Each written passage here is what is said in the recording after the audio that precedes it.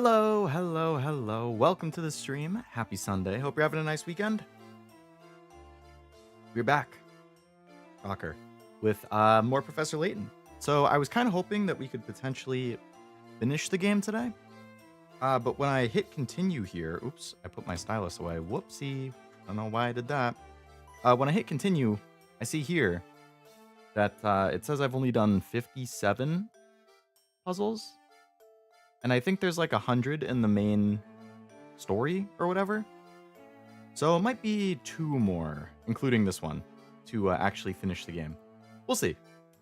It depends how humbled I get. Because if it goes anything like the previous stream, any of you who are watching, who saw the previous one, I got ridiculously humbled. Insanely humbled, one might even say. So we have to hope that that doesn't happen again, and embarrass the hell out of me. But it should be a good time. Got plenty of puzzles to solve, I'm sure. So again, hello, welcome to the stream. Hello, Master, welcome. Hello, any lurkers, welcome. It's time for Professor Layton. Love these games, supposed to get to see you struggle with these unfair puzzles. I know, struggle and embarrass myself. But it's all in good fun. I like that it does a little recap when you open it up again.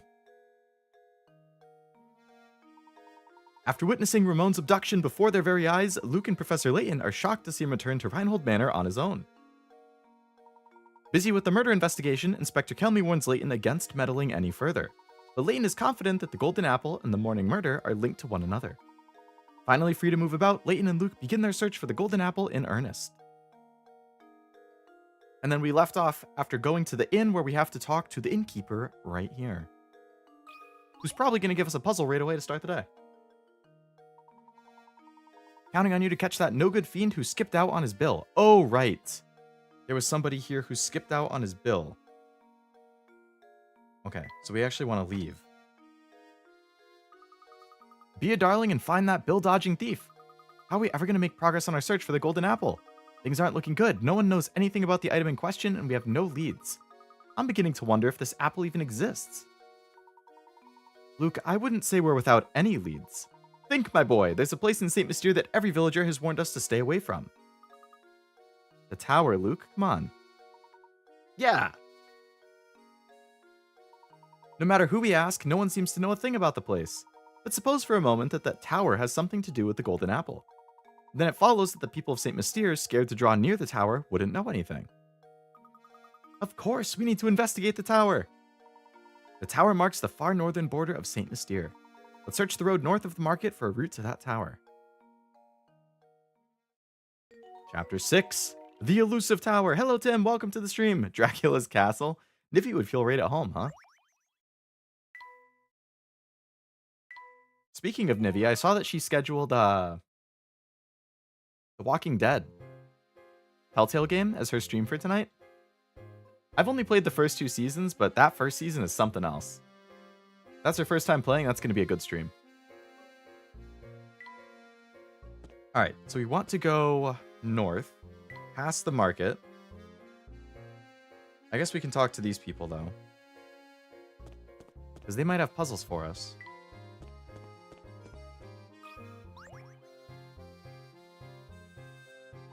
Good day, gentlemen. How's your investigation coming along? I can't imagine it's much fun asking questions all day, so how about a puzzle to liven things up? Alright. First puzzle of the day. 40. Wow, we're getting a tough one right off the bat. Okay. Which of these words doesn't make the sound of silence? The sound of silence? Note, rhythm, rest, treble, chord, scale? The sound of silence.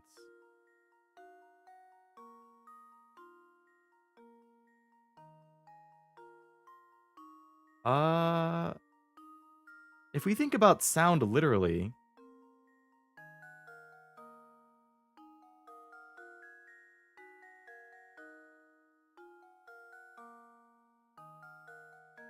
then rest obviously works. I guess note wouldn't, because if you're playing a note, then it's not silent, but I guess you could say the same thing for chord, and you can't really have rhythm in silence. might drop by on that. Personally, just pretty over the whole Walking Dead thing. That's fair. It's been around for a while. Between the comics and then the TV show and a bunch of games. I actually have I had it as a potential thing to stream at some point. I have a Walking Dead VR game on the PlayStation VR. I've never played it. I thought it might be kind of interesting.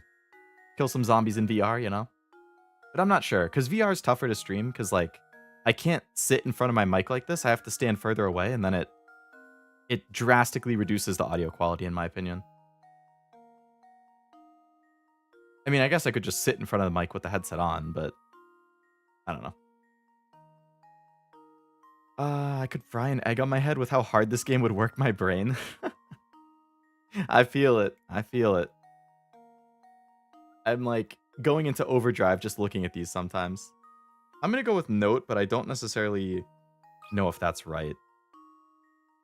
How does this sound? Yeah. All right. I've let you down, Professor. Think carefully about the inscription again. Inscription? One of my favorite games that I played early on in the year? I don't even know what it's really trying to ask. I feel it, Tim. It's going to be some stupid trick question. I want a VR setup so bad, but they're too expensive. I think it depends which VR you want to get. Like, so the PlayStation VR 2 for the PS5 is generally considered one of the best ones on the market, I think, in terms of like quality. And they released an update earlier this year so that you can use the VR2 headset on your PC. So now I can use it on my PS5 and I can use it on my PC, which is super nice. But you have to buy an adapter for it. So okay, that's another $60. But at the same time, the VR2 headset itself had a steep Black Friday sale. I don't know if you've seen that in Canada, if the same type of sale has hit, but it was on sale here for like 30 to 40% off a lot of places, which is pretty significant. Especially because it includes like the Horizon game too. Or you could get the Meta Quest headset, which works with PC right out of the box. And I think if you get like a version or two older, it's probably not that expensive. I considered getting one, but I don't really need it because I have the PlayStation VR. So, hello, Blaster and Ambi. Welcome both of you to the stream as well. Hope you're having a nice weekend. Happy birthday, Blaster. Hope you enjoyed your day. Just finished up a few League games with the Weebs. Hope that went well. One of the games that I refuse to play no matter what. Did I miss much? No, this is the first puzzle. The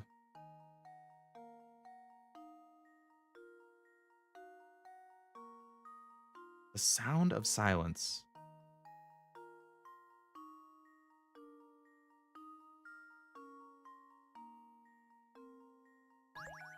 I'm going to say it's not scale. We know it's not note. I'm going to say it's not rest.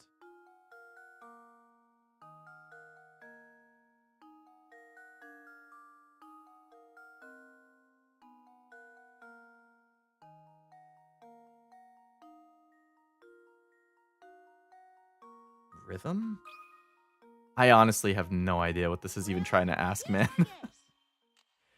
I don't get what the trick that it has behind it. I've let you down, Professor. I am thinking carefully about the inscription.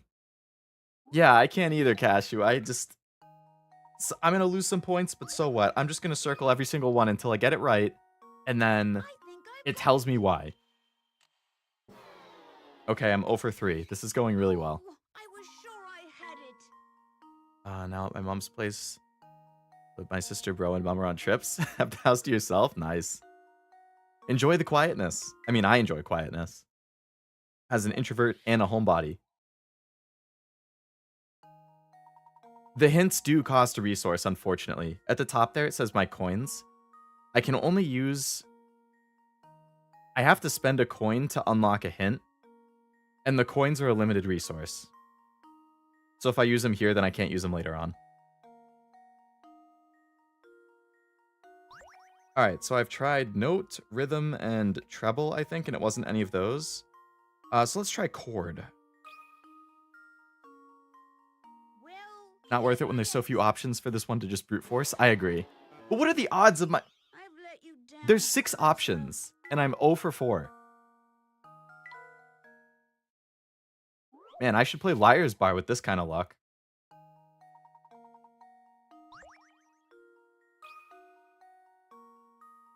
I think I've got it. Oh my god, I actually got every single wrong. Every single one wrong. Sure I had it. God. I picked every single one except for the right answer. Alright, then it's rest. Well, here's my guess. I did it! Yes!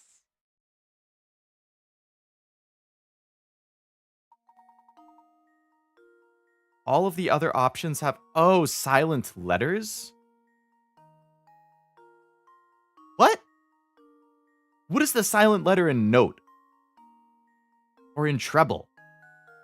Chord? Because the H is silent? Okay, rhythm, because the H is silent. Scale? Are you trying to tell me the E is silent at the end of scale? And the E in note and the E in treble? Those are considered silent?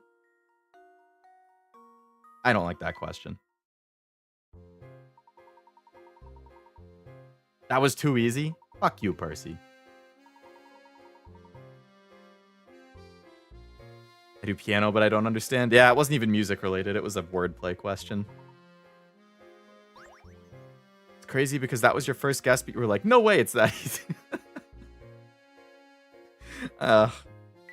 You win some, you lose some. We can only go up from here, right? Surely this guy won't screw me over too, right? Right? Right, Deke? With your creepy 1,000-yard stare? Oh, you're not even going to give me a puzzle. Okay, that works. Alright, so we keep moving up. Alright, kid. You're laughing at me smug in the thumbnail, so you're going to fuck me over too. Andrea's really nice, but she comes up with some tough puzzles. Oh, she doesn't have a puzzle for me either. Okay. There sure don't seem to be a lot of animals around town. You're quite the animal lover, aren't you, Luke?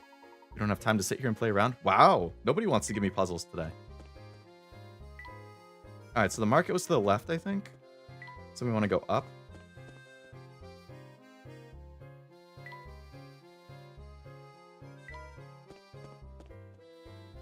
Hey, this is a new person. Martha! Oh me, oh my. It's not every day I see a handsome buck around these parts. Your looks are impressive, dearie. But let's see if you got the smarts. Try this puzzle on for size. Okay. Alright, Martha. Yum, yum, yum, yum. How do you even... You want to know my name, dearie? I'll tell you as soon as you solve this puzzle. Well, I already know it, because it's in the dialogue. Aces in the joke... Oh, my god, another 40. It depends on your point of view puzzle. Yeah. How you're approaching the question kind of thing. You've scattered a deck of 52 cards and one joker face down on a table so that you don't know which card is where. Next, you start turning the cards over one by one. Assuming that you can't flip the same card twice, what are the percentage odds that you will turn over all 4 aces before you turn over the joker?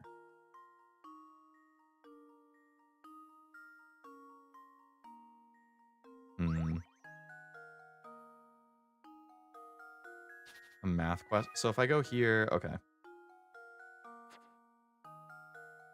I made some marinated chicken, pan roasted potatoes, and duck and seasoned, and then a rich jam.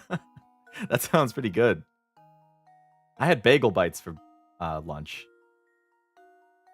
Not quite on the same level of gourmet. But hey, if you like pizza on a bagel. 110%? I like the confidence, Armando. Also, welcome to the stream. And also, Blaster, glad you had a nice birthday. I forgot to respond to that earlier. Just a straight up math question? Yeah. So, the problem is that, like, these aren't nice numbers. Which is kind of rough. It's like, so basically you have 53 cards face down at the start, right? So your odds of pulling an ace on the first one, but it doesn't have to be the first one. It just has to happen before the joker.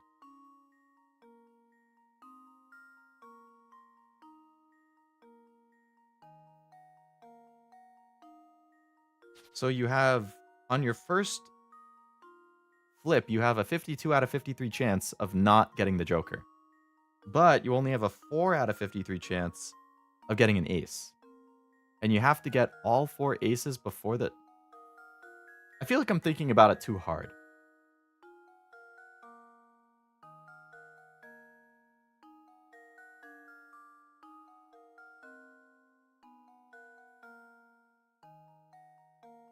This isn't going to make you calculate some crazy decimal place percentage. Like, as we've seen with the other questions, there's no way. This stupid game assumes you know how to count cards. I wish I knew how to count cards. I don't know if any of you have seen, or I read a book called, I think, Bringing Down the House. It was pretty interesting about a group of college students who go to Vegas and they all know how to count cards. Like, they train to count cards and then they go to a casino and they, like, just absolutely destroy them. But then they get, I think the casinos catch on. It's been a while since I read it, but it was good. I think there's a movie about it too. It's called like 21 or something.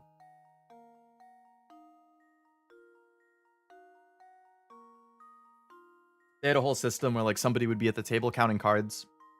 And if the odds were much more favorable for the player, they would signal to like a different person to come over and start playing too. So that person would make more money, and like they had a whole system.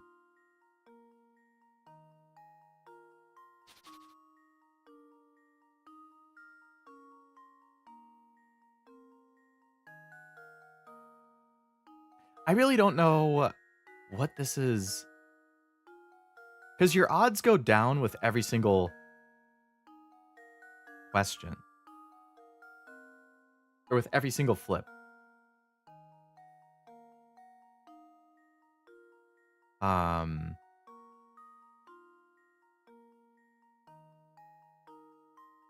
How many of these are actual puzzles and how many are math problems? I would say more of them are puzzles than math.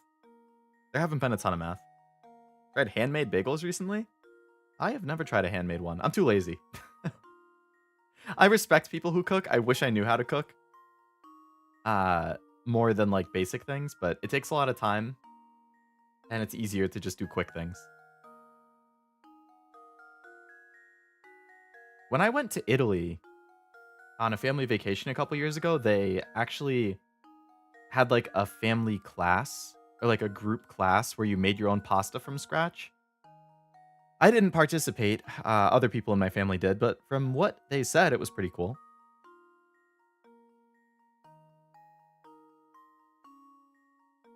Didn't we also have a puzzle on the first stream where you went on? Yeah, there was a puzzle on the first one where I did a whole system of equations where I was like x plus, or 4 plus x equals y plus 2 times 2, and then I had a separate equation and I was like substituting, which it solved the right answer, but I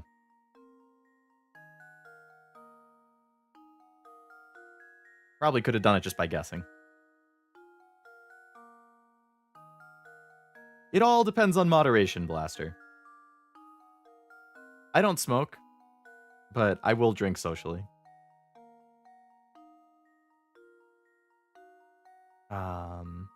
It's weird they phrased the question like that, because if only aces and the joker matter, you only need to think about those 5. In theory, yes.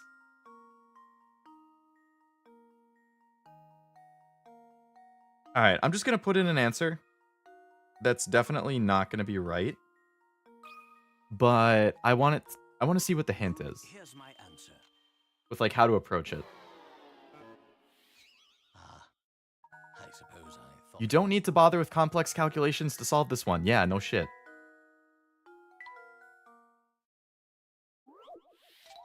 How many jokers are in the deck? 1. It's a normal deck of 52 cards plus 1 joker. Used to smoke and stopped for my SO, but I still drink socially. That's nice that you made the concession. And it's healthier too, which is good. But yeah, I'm a fan of social drink, like just having a drink with some friends while you're out for like dinner or something, or at a concert. But yeah, I've only been to Italy once, but it was a lot of fun. I definitely recommend it. The architecture was amazing. If you're into architecture, like Venice, Florence, Rome, all those places that we were at, super, super interesting to look at and walk around. The art was amazing. And the food? As somebody who you guys know, I have pasta pretty much every Sunday. Being able to go to Italy and have like authentic made in Italy pasta every day for like 2 weeks straight, I was crushing it. I had so many freaking pasta carbonaras. I can't even begin. I was obsessed with freaking carbonara, man.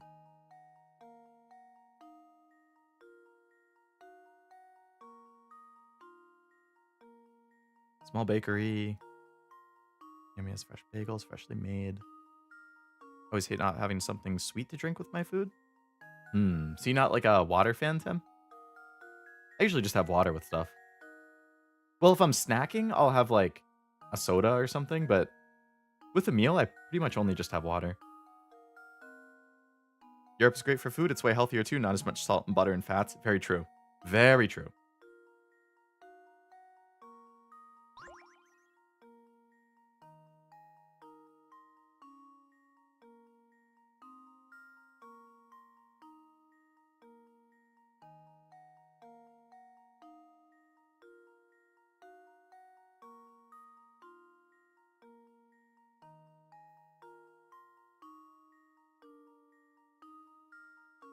My 3 was so badly written there.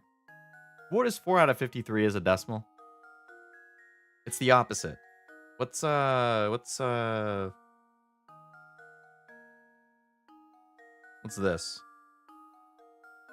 What's this?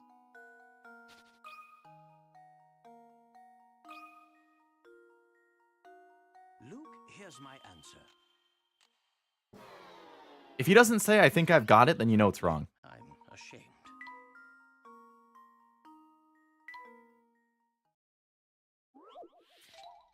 If anybody has any ideas, you can let me know because I'm about to look the answer up. I don't get how you would do this without complex calculations. So if anybody has an approach they would like that I can put the answer in for you. I have water at the end of the day, thermos with cold water when I go to sleep. Whatever's left over, I pour that over a cup of ice the next day. Gotcha. Good idea to have water before bed. Before bed and also right when you wake up, that's a really good time to have some water. Saving your hint coins? Yeah, because I only have 2, so I'm like... I feel like I should probably save it towards the end of the game when it's probably going to be a lot harder. Gonna dip, my friend came over. Sounds good, Ambi. Have fun with your friend.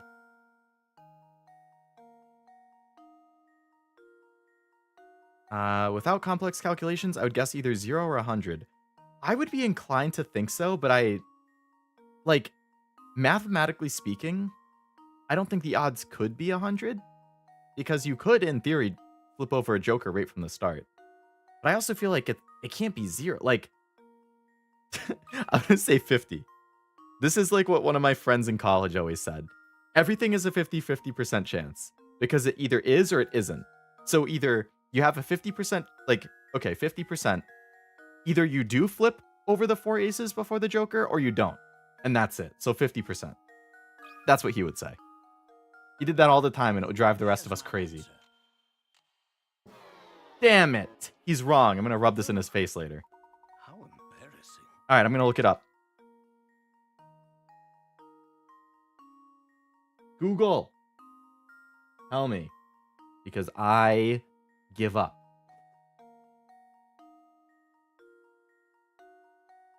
1 in 53 is just 1 in 50, or 2%. Plus 1 out of 3, which is 0.3, or 2.3 times that. 4 for the aces, so 9.2, so I'd guess about 90. All right, I'll try 90.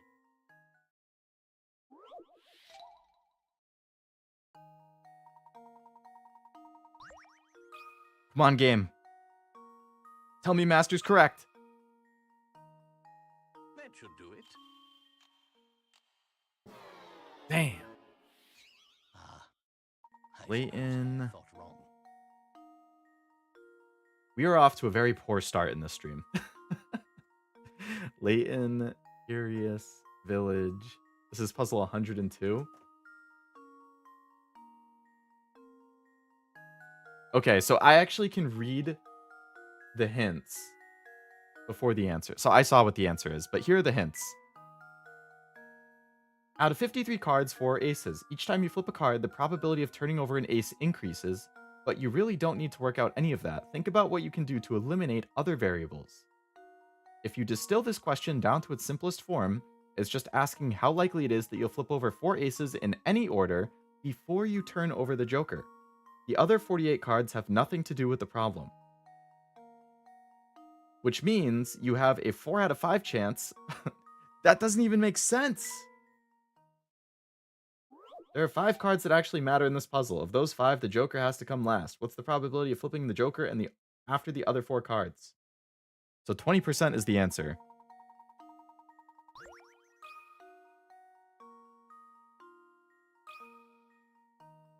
It assumed that you know which ones are aces, and yeah, that's what I feel too. Which I don't.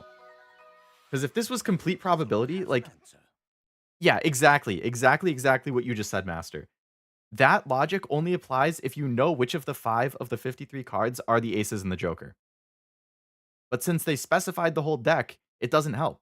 Because in theory, you don't know which of the 5 it is. So you could be picking anything. If the question said from the start you have 5 cards, 4 aces and a joker, what are the odds that you pick up the 4 aces before the joker? That would have made way more sense, and I probably could have figured that one out. But no. They have to say the whole card. And Cashew was no help. Hey, you gotta let him have it, Armando. Just in that those 5 only mattered. Not that I could help in any way with the answer. No card plays. God. I guess it's true that the other ones don't actually matter. Now that I think about it. It's not asking your chance out of all the cards, it's just of those 5. Yep, exactly. It was just a trick question. This game is all trick questions. Every single one is a trick question. 99% of them are a trick question. So sad, man. That's right. Schmarts and Looks. You're just the total package, aren't you?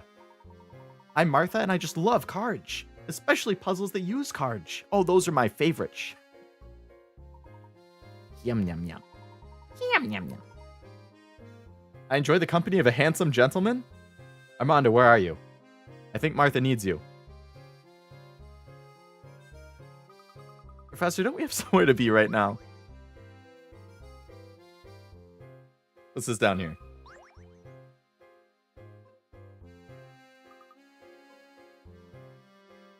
Appears to be a scrap of paper. The boss hasn't been himself since Lady Violet's passing, and he shows no signs of recovering. That's why I've decided to make one as a tribute to Lady Violet. I'm sure it will put a smile on his face. That makes sense. Could our mystery author be him? I've worked my fingers to the bone trying to cheer up the boss. Looking out over St. Mystere, I see a thriving, bustling village. With so many villagers to keep him company, maybe he can finally be happy again.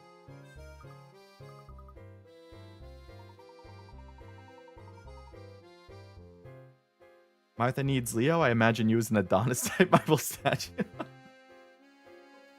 Man, I wish. I need to get back on the workout grind. I've been slacking this year. If Cashew marries Mint, what are the percentages that Mint leaves Cashew for Leo? Oh, man. I would hope 0 because I don't want to NTR Cashew.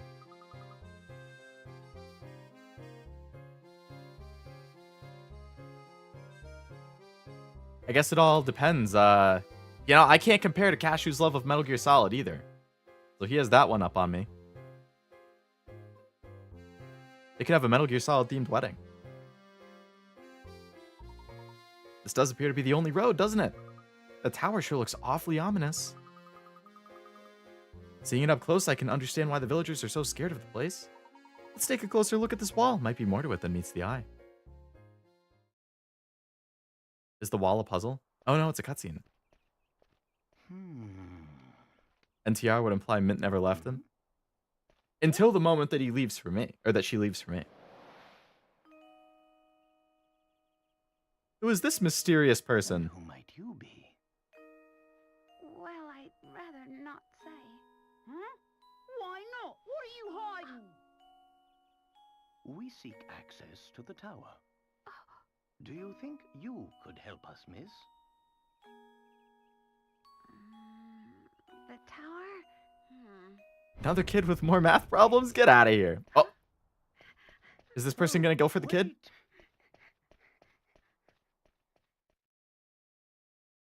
Or is he using that kid as bait? Armand. That's his Kamiyoshi right there you're talking about. Another kid with more math problems. Oh, she dropped like a ticket. A Ferris wheel ticket?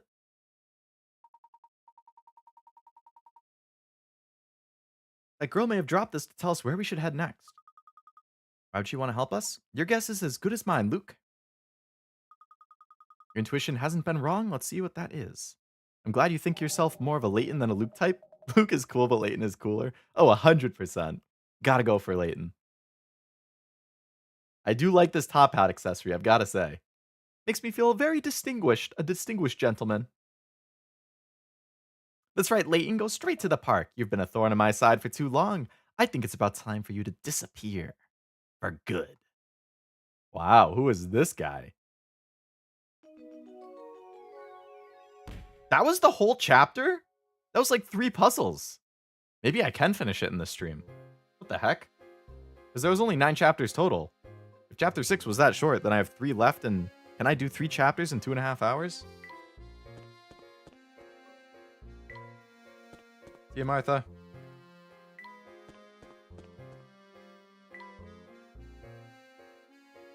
Art. Wait, what is this guy? A customer! I have some great deals on sausage today. My skirt steak will make any plate a fashion plate. Didn't come here to shop, though. You got a hungry look about you. Can I tempt you with a puzzle? Nanny? The sausage thief? Somebody ate the butcher's sausages. Here's what these 4 boys have to say. A says that B ate them. B says... Alright, can I write? I can't. Okay. A says that B ate them. B says D. C says I didn't eat them. And D says B is lying.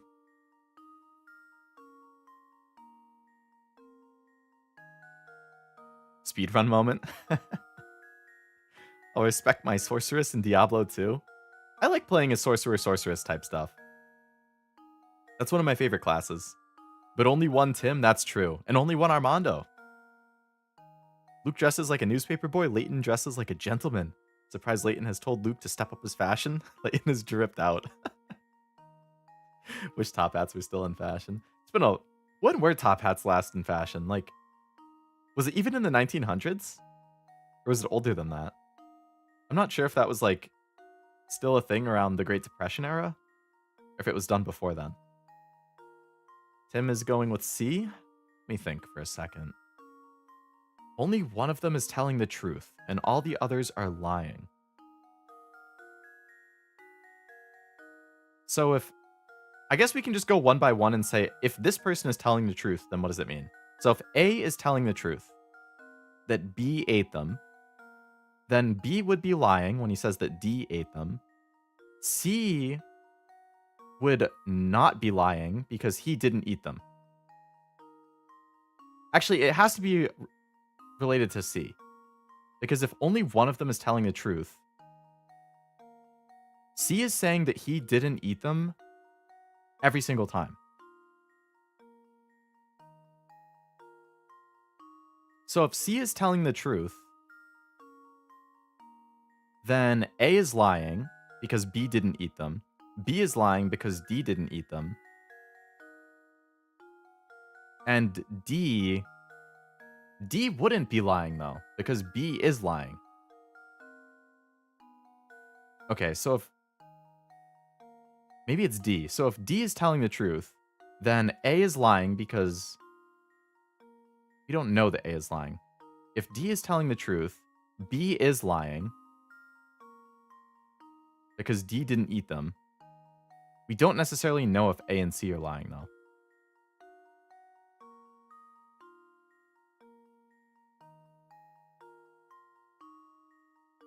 It asks like 3, but only one of them is relevant. You're right.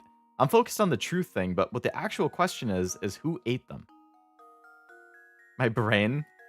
That's exactly how I felt for every single one of these streams. I didn't know what I was getting myself into. I thought, oh, this is a 17-year-old game on the DS, rated E for everyone, so it's for kids, so it shouldn't be that hard, right? But no, every single puzzle has to humble me. It was like, the first hour and a half of the first stream was fine, and ever since then, I've just been getting my ass beaten by these things. Oh my god.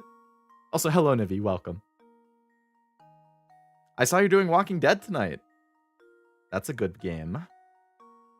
I didn't finish the whole series, but I did finish season 1, and I liked it a lot, so I think you'll like it.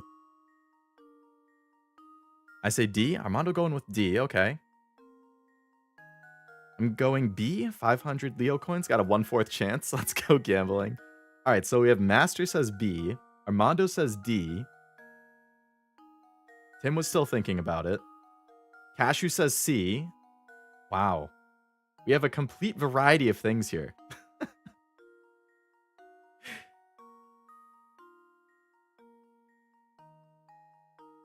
I feel like we have to focus on C and D to solve the puzzle. So I was saying if D is telling the truth,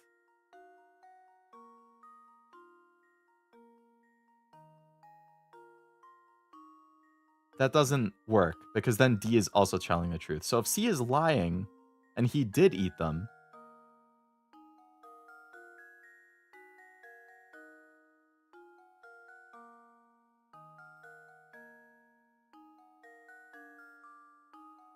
then A is lying because B didn't eat them. B is lying because...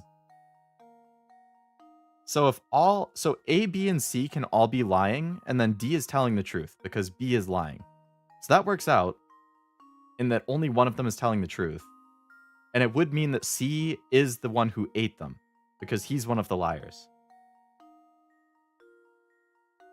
So I think it is C. Luke, here's my answer. He's not smiling. Critical thinking is the key to success. Wow, C for Cashew. He was correct.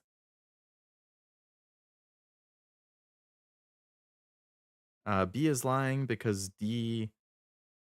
A says B. C says he didn't eat them, so that leaves B. Oh, my 500 Leo coin. You can win them back in a different Puzzle Master. It's all good. I meant C too. I love these kids in the top just staring at C. Like, are you fucking kidding me, man? You're really gonna eat all these sausages and then get us accused? C ate the sausages, and the only person telling the truth here is D. If you assume A to be the culprit, both C's and D's statements are correct. Choose B and the other 3 statements must be true. If you make D the criminal, then B and C are both accurate. None of those fit the conditions. Ah. I'm mad you didn't share. I know. How inconsiderate. They're just standing there like, what the hell, man? How many sausages can one kid eat? Nivi picked B because he's chubby? What? Is this Nivi lore that I don't know? Does Nivi have a thing for chubbies? Or for chubby builds? I don't know why I said chubbies.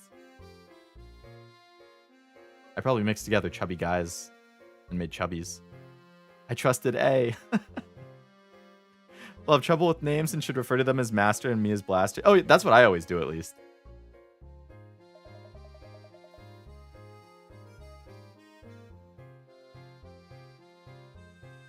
He didn't even split them. He's eating all of the links. Like, how much of an animal are you, right? An absolute savage.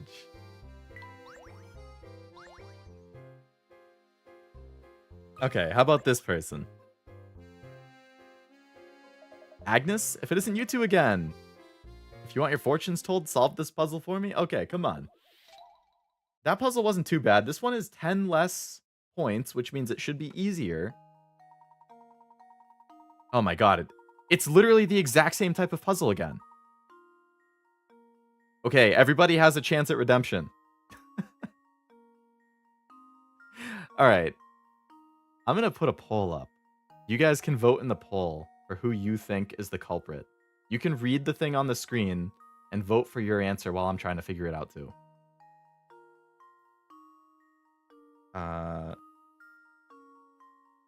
Who broke it? A, B, C, D. There we go. Okay. But if I think out loud, then you guys might hear my logic.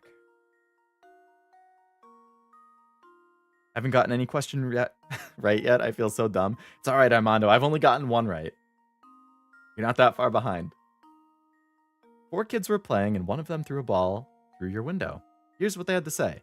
A, not me. I didn't break a thing. B, I'll tell the truth. It was me. I broke it. He might just be trying to take the fall, though. C, don't be mad at A. He didn't do anything. D, B didn't break it. I swear. They're all like covering for each other. This one seems harder with the unknown lying factor. You know for a fact with that the scamp who broke your window is lying. However, an unknown number of the other children might be lying as well. Yeah. This could be harder if it doesn't specify the actual...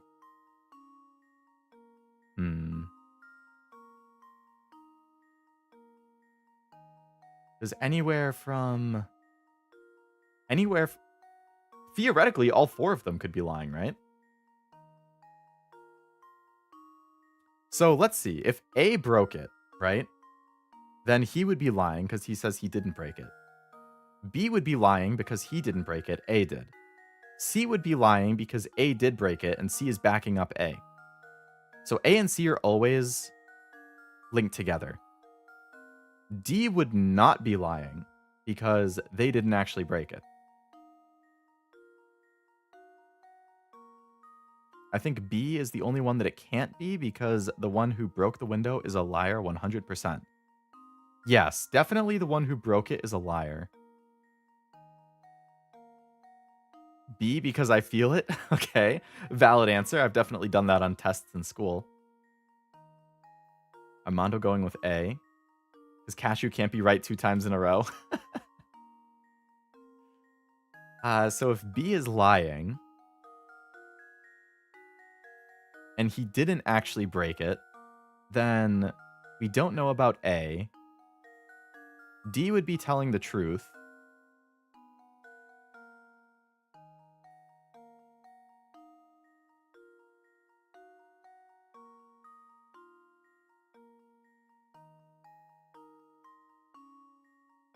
A and C we wouldn't know about. Is it going to matter? Is the only solution going to be the one where everyone can be accounted for, whether it's a lie or a truth? Wow, the votes are pretty... Okay. A and D are tied in the poll, and then 1 for B. D for me, he's lying, but B is also lying. The others are telling the truth.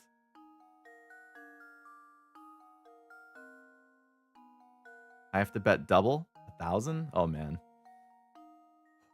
This is tough. I wonder who voted for B. Well, Blaster did say that I'm going B just because I feel like it. I don't really know. I'll just have to go with D. Oh, boy. People just voting based on gut? I mean, that's fair. I've done that quite a bit.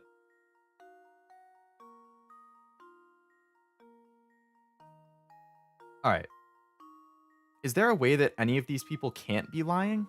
Because that definitely narrows the pool. And you could probably reverse it out from there. I think it's A. Cashew Niffy complete opposite sides. It can't be D. I'm changing to A.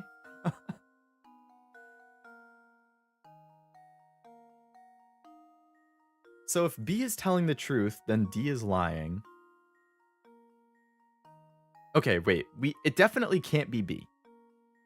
Because if B is the one who broke it, he's not lying, and you know the person who broke it is lying. So we can take B out. Can I draw on this? I can't.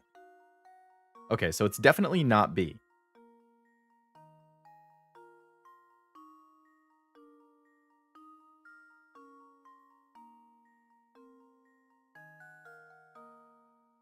So if D is lying, if D is the one who broke it, then that also doesn't work because he's telling the truth that B didn't break it. So B and D both are safe. It has to be A or C.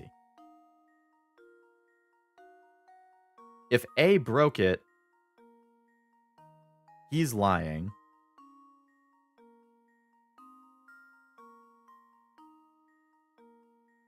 Which would make it applicable. And then C would also be lying, which is fine. If A is telling the truth, then C would also be telling the truth because A didn't do it. So I think it has to be A. I'm going A. There we go. Beautiful. All right. Thinking is the key to success. The two people who also picked A in the poll. Very good job. Everybody else, I applaud the effort still. I've gotten so many of these things wrong that, you know, trying your hardest is what counts. Cashew just wants to join the winning team. I don't think C and A can be lying. They confirm each other, at least to me. So I think it was actually just the backwards logic then, because B and D confirmed each other. Technically, yeah, A and C confirm each other, and then B and D do, but one of the pairs was lying.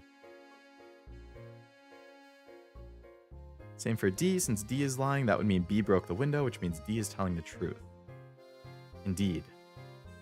I don't know how kids did this. Chat and Leo can't figure this out, and that's more than one child. Yeah, exactly. I'm impressed with any kids who actually managed to do this on their own. Because, yeah, I've been struggling mightily in some of these. Okay, I like these kinds of puzzles. I'm 2 for 2 on those today. I'm bankrupt. I'm going to lose my house. That was my future children's RSVP.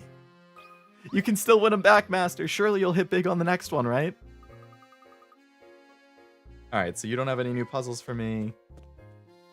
So we're off to the park. We already talked to these people. Alright, how about these ones? Drea, where's the fun of running around town trying to help people? Don't you feel so dumb? Yes, I do. That's all you had to say to me?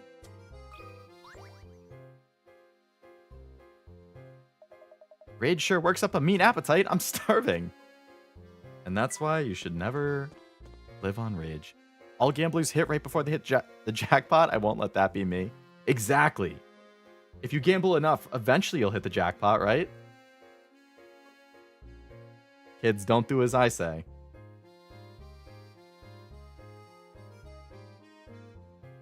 You saw how it went for me in the Hollow Cure gambling. Actually, I did go up in Hollow Cure. When all was said and done, I had slightly profited.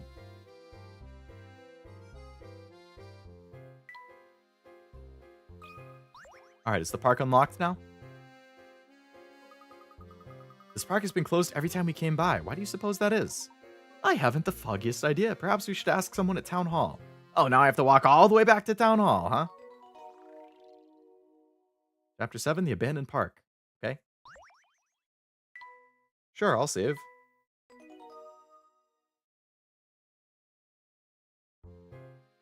It's simple math. It will hit someday. Scientists use math all the time, and you would call scientists not smart, huh? Exactly. I wonder if they have new puzzles now that a new chapter started. Nope, same stuff. Okay, so we'll just go to Town Hall then. I think it's one of these buildings. Nope, this is the puzzle chamber place. So this one? Everyone's wearing hats this week. Leo today, Cash the other day when he was a puppet, and Nivy on Friday. Hats are in right now, man. Who knows? Maybe, that's just going to be the new trend for December. Speaking of which, oh my god, it's already December. We're in the last month of the year. How the hell did that happen? What's that you say? The gate to the park is locked shut? No, that's impossible. We've employed a caretaker who should have everything up and running. Be that as it may, the gate is locked shut. Gate is locked shut. I don't know why I couldn't say that. And we can't gain entrance. Would you please open it? That sort of thing is the job of the caretaker. I advise you to find him. How lazy can you be, man? Where do you think we might find the caretaker? That's a good question, isn't it? Managing the park is the caretaker's duty. Who knows who manages the caretaker? Shouldn't that be you? This guy is a loser. He manages the town sewer systems as well. Unless you have some form to fill out, I advise you to beat it. Damn. Go stub your toe, bro. One on the path to the park. Okay, I guess we have to go in the sewers. Yay! Wow, I really want to do that as a germaphobe. I still haven't done my Christmas shopping. I'm cooked. Me neither, Cashew. Don't you worry.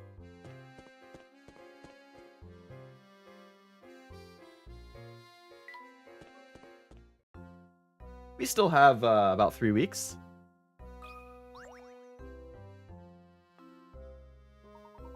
This guy looks like a frog. Excuse me, are you by any chance the park caretaker?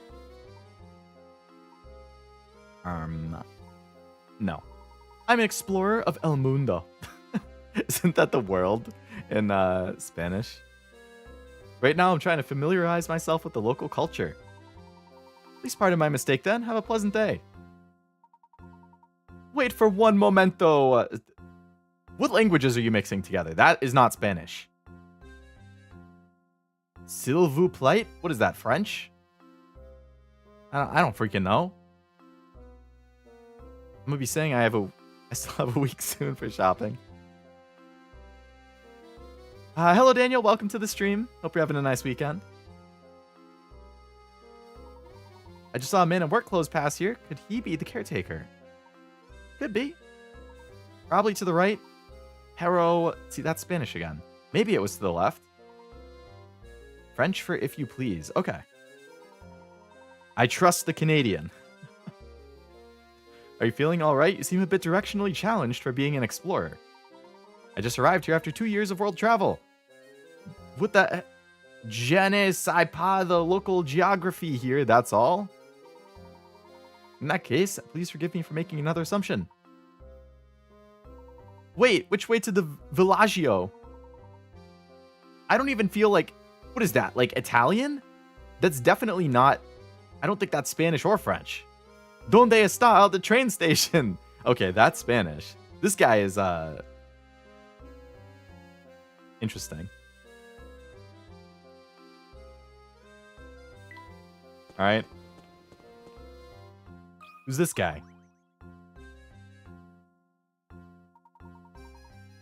It says not in French.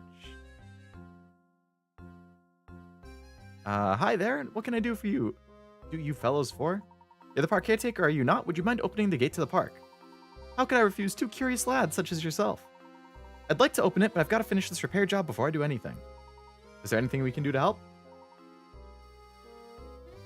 If I could figure this area on the map out, I would be done in a jiff. Okay, a map puzzle. Maybe I can do this. Sylvain brought you this diagram to see if you can help him with it. Several circles and squares are pictured in the diagram below. How many times larger is the area of the blue square when compared to that of the red square? How many times larger?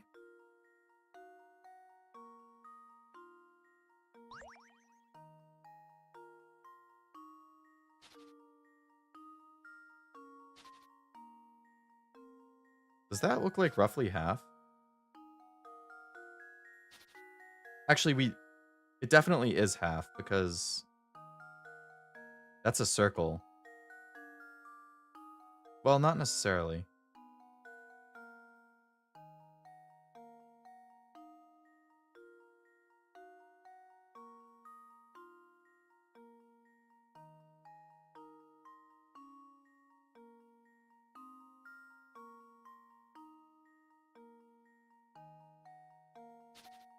Go by the corners, I think.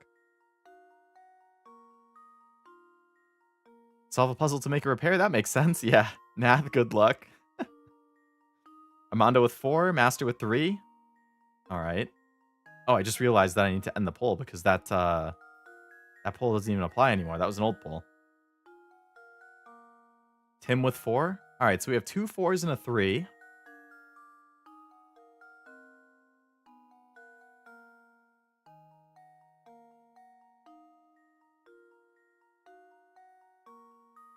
That.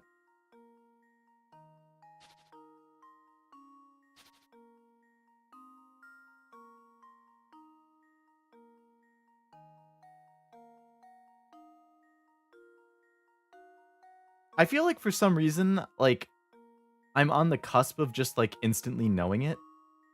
And it's not... Like, there's a very basic way to do it. Cashew eyeballing 4. It's definitely a whole number. 3 does feel... Cashew said 4, I'm changing to 2? Damn. You just don't want to be on Cashew's team? What did he ever do to you? Locking in 2? I feel like it's definitely more than 2.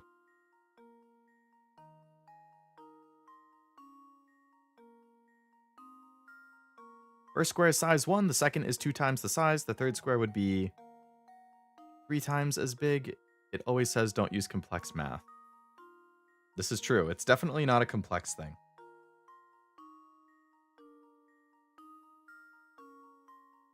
Like, I feel like this is roughly half.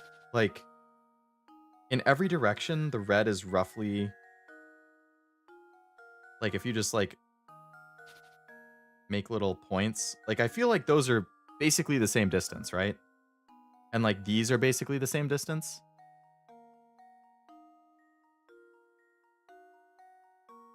So it seems to me that it's double the size in every direction. And if you were to double it in only one direction, that would double the overall size, but it would only fill half of it. But if you double it in both directions, then it should fill it, which would be 4.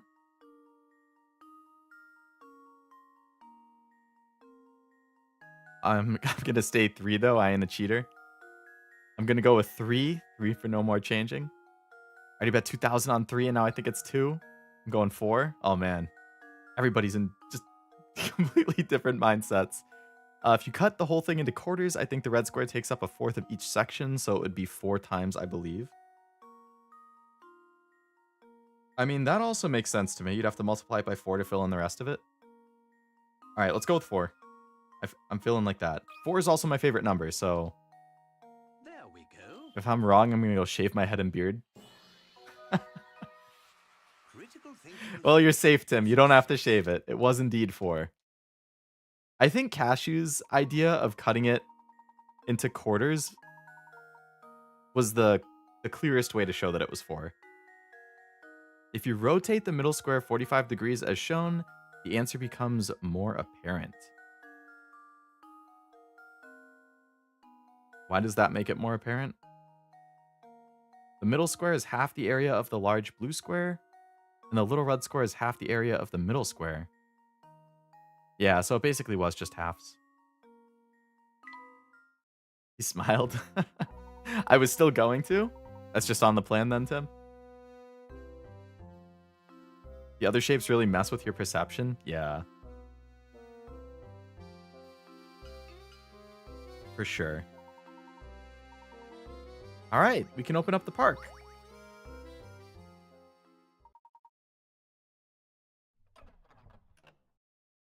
Outside square looks slightly bigger than the inner square.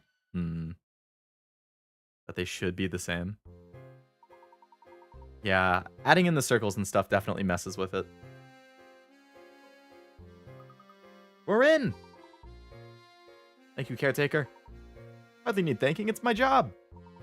Way back when, I used to keep it open every day, but these villagers, they don't care a whit from the park. I'm glad you fellows stopped by. It's the first time in a while I've had to do my job. Sounds like an easy job. All right, into the park we go. So there theoretically shouldn't be any people in here. This game is just red herring the puzzle game. Yeah. Red herring trick question the puzzle game. This park is kind of sad, isn't it? It's all rusty and abandoned. What's that disease you can get from rust? Like if it gets in your blood or whatever. That's why you're not supposed to like touch rusty stuff if you have an open wound. It's just as Sylvain said, it seems. Tetanus, yeah, that. Don't get tetanus, guys. Be careful, Layton and Luke. It's just as Sylvain said. I think it's diarrhea. That sucks too. Never fun to have. It seems no one set foot in this park for a dreadfully long time. On to business. Let's give the grounds a once over around the Ferris wheel. We'll find something of interest there. You say so, Layton. Oh my. Look at this poster. The picture is the same as the one on the ticket that we picked up. Looks like it's been posted here for ages. It's so faded you can't even read the letters. I can read Carnival at the top. Isn't that... I thought so. That's little Flora there in the middle of the picture, isn't it? She looks exactly as she does in the portrait we saw of her in Reinhold Manor. It would seem that Baron Reinhold built this park for the sole enjoyment of his daughter. What a great dad. Wonder why it wasn't more popular with the village folk when it was open to the public. If you have your shot, you should be fine, but it's 100%. It's not 100% like any shot. Go get your shots updated, chat, and Leo if you haven't. I don't even know when I got mine. I'm sure I have. I generally keep up to stuff.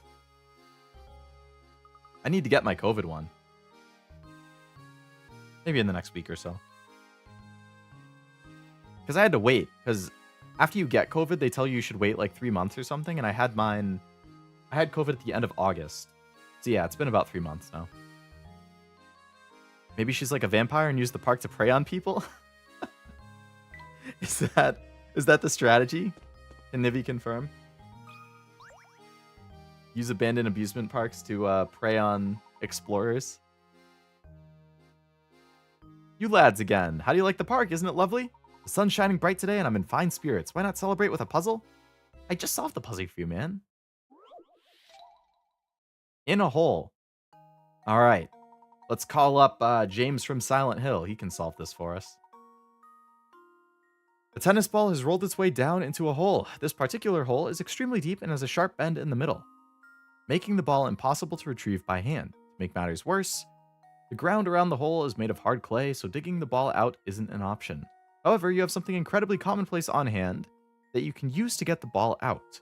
What do you use to get the ball out? Answer in 5 letters.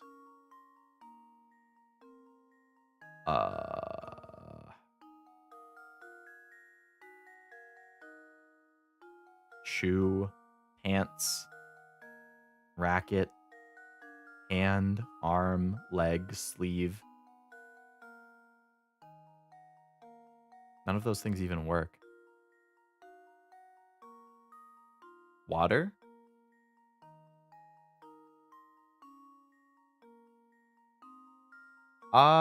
If the tennis ball floats up when you fill it, that would work, yeah. I'm not sure if a tennis ball is buoyant enough. Tennis balls do float, actually, don't they? Yeah. A vacuum is 6 letters, so that wouldn't work. Armando, I think you might have gotten it. Water sounds good.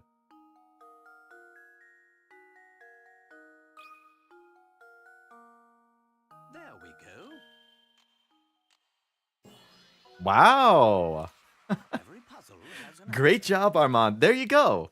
You said you feel dumb because you haven't gotten one today. You nailed that one. I hadn't even started to think about water yet. It's hilarious. My first thought was water, but it didn't see anything in the picture, so I was thinking of how to word piss. Urine. Yeah. Yeah, PP doesn't work either because that's an extra E. You could use any liquid in which tennis balls can float, but water is the most likely one to have handy. Can't believe you wrote the E like that. C with a line, never seen that. Really? For a capital E? How do you draw a capital E if you don't do it like a C and then a line in the middle? For a lowercase e, I just do it in one line, but...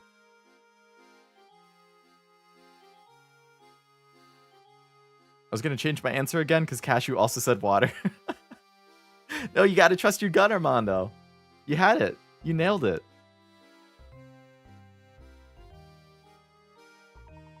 Getting back to the park, it hasn't been properly maintained and parts are just rotting away. If something looks old and broken, do the smart thing, lads, and stay away from it. I do an L and then I draw 2 dashes. Am I the only person who does a C and then a line?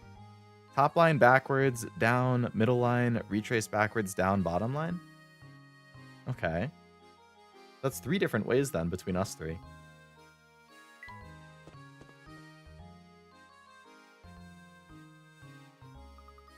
Look, Professor, there's a strange little shed here. Interesting. Seems the shed routes water to the sewage pipes. Feel like this warrants a closer look.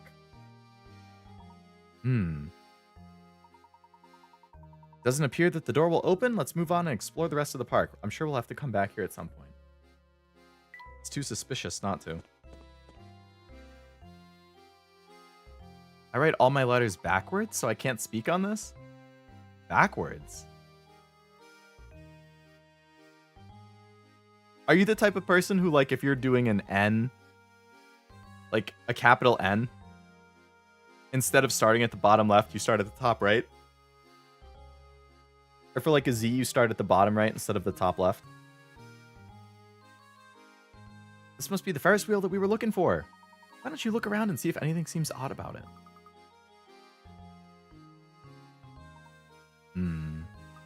Did you find anything?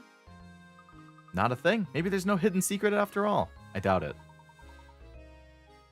I kind of like Tim's way, though. That seems like a good way, and I won't change it. Z, I would start bottom left. N, I would start bottom left. Z, I would start bottom right. So I feel like that's the correct way to start. I mean, not that one is more correct than the other. I start N at the bottom left.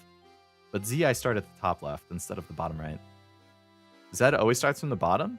Oh, from the top. Bottom starters are aliens in disguise. Cashew and alien confirmed. What's your weirdo way of writing an E? We all know you probably have one. I bet Cashew has pretty handwriting. I have horrendous handwriting. I got put in classes to try and fix it the way I write, but I skipped out on them. Damn. I always got made fun of by my teachers for having bad handwriting. Not made fun of. They told me that my cursive was neater than my normal handwriting, but my cursive isn't really neat either.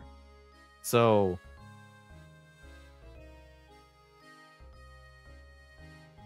N is always top right for me? Really? It's interesting how these things are split so evenly.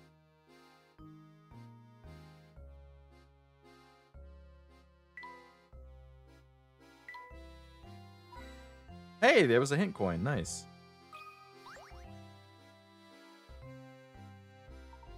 Can't put my finger on it, but there's something odd about the Ferris wheel. Makes me wonder if we might have overlooked something important in the park.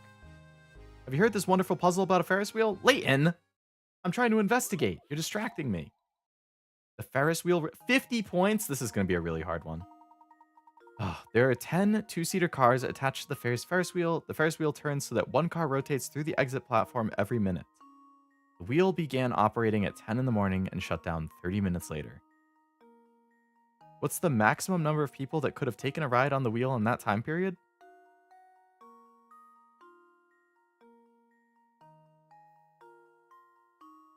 So it's 10 two-seat. Okay, so if it's the maximum, then we're going to assume 2 people get in every car. And it's every... There's 10 cars.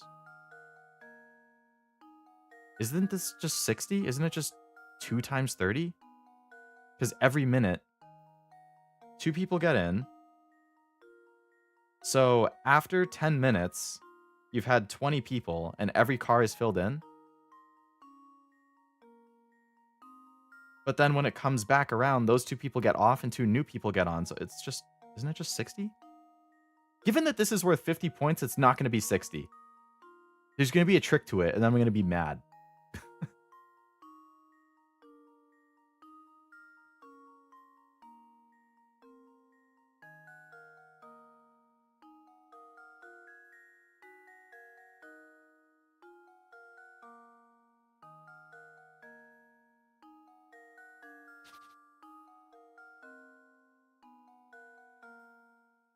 Okay, let's draw on it, right?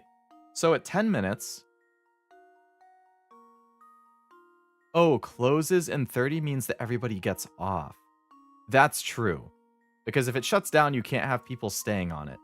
Great point, Tim. There's the trick. That's exactly how it would have tripped me up. B is bottom left. Up. And then add the humps. How do I do a B? I actually do it...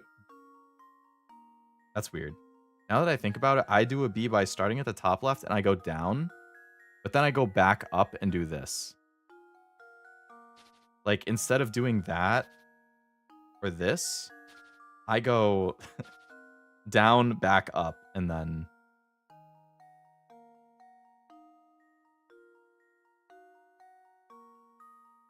For N, I start, like, I do bottom left to top. Z, I start top and go across.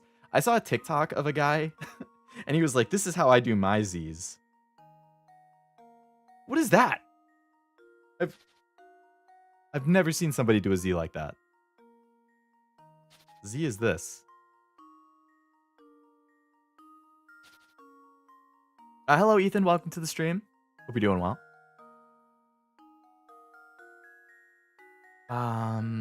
So we would have... Okay, so it's definitely going to have 20, right? So you're going to have 2 get on. And then it's going to rotate. So then 2, 2, 2, 2, 2, 2, 2, 2, 2. So there's 20 right there, right? Then this one comes back. So we're at 20 minutes now. So then... I think it's just going to be 40 then, yeah. Because it would be 20, go through it the first time. Then you can load it up. So the 2 people who get on at minute 40 have to then get off at minute 60. Nobody can get on after them. So yeah, I think it has to be 40. You get 2 full rotations.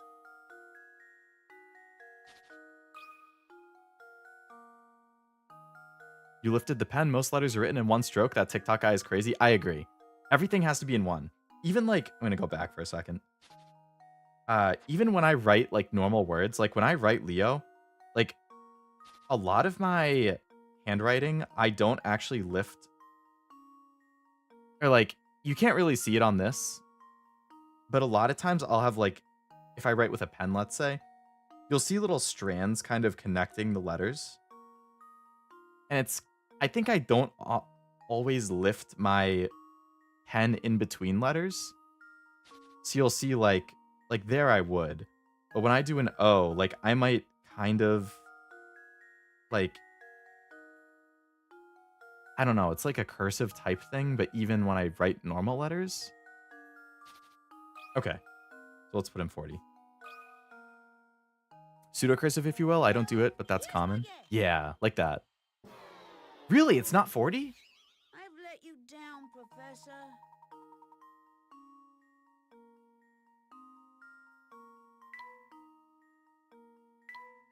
The reason that we weren't saying 60, Ethan, is because the people who get on wouldn't be able to get off in time.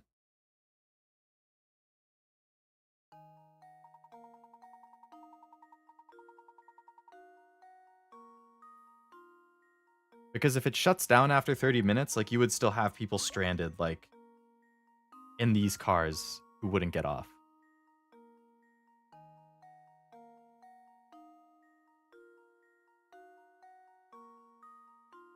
It shuts down, but they still let them off. So if that's how it works, then yes, it would be 60. I don't necessarily... How does this sound? Okay, it's not 40 and it's also not 60. I was So what the sure I fuck? had it.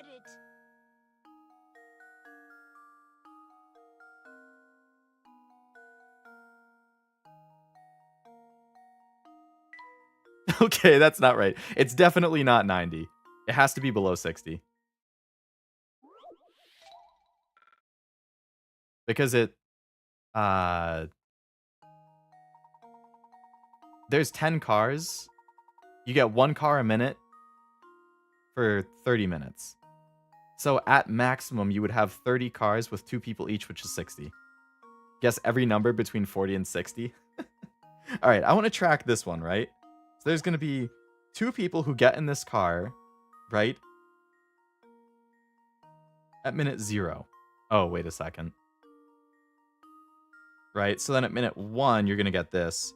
So then you're going to have 2, 3, 4, 5, 6, 7, 8. I think you have to start with 0 instead of 1. Like in programming. So after 9 minutes, you'd actually have 20 people. So after 18, you'd have 40. Which means at minutes 19 and 20, you can get 2 more people each. So I think it's actually going to be 44.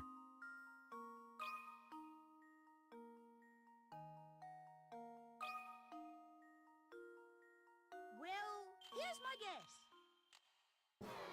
What? Oh, I was sure I had it.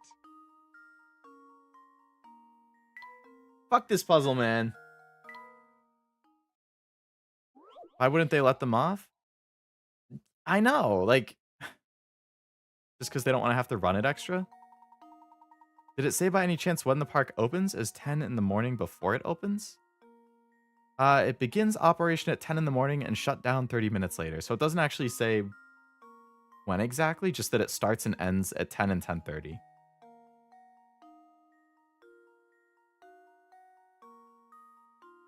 Okay, what if it's 20? What if it's asking how many people can be on the Ferris wheel at the same time maximum? Well, here's my guess. I've let you down, Professor. Going 30, let's assume they cut it off and time it so everybody gets out at 30 minutes in. I hate this stupid kid. This game is the devil. I know. What the hell? All right, I'm going to look this puzzle up. I want to see what the hints are without using my hint coins. Maybe the hints will help us understand. I still have a hard time believing it would be over 60, Ethan.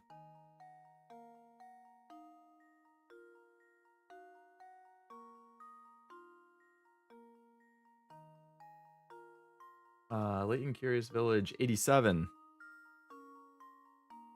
Puzzle 87. Alright, the first hint.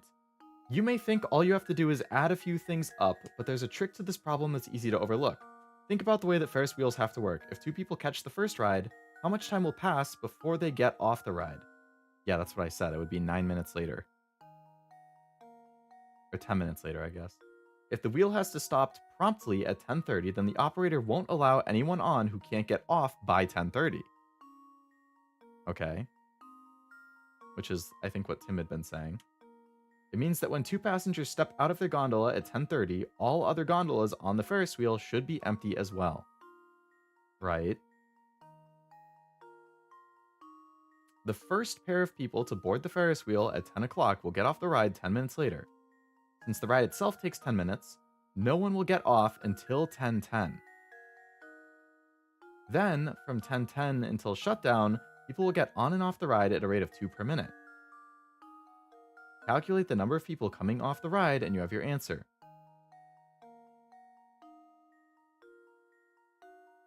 Oh my god, the answer is 42 instead of 44.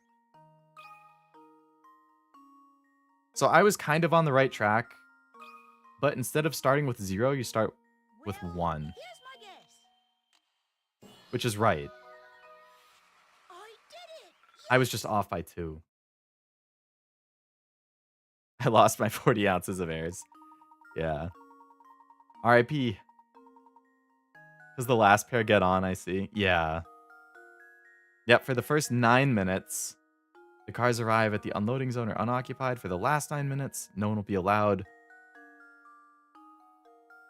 There's a total of 21 sets of passengers. Very tricky.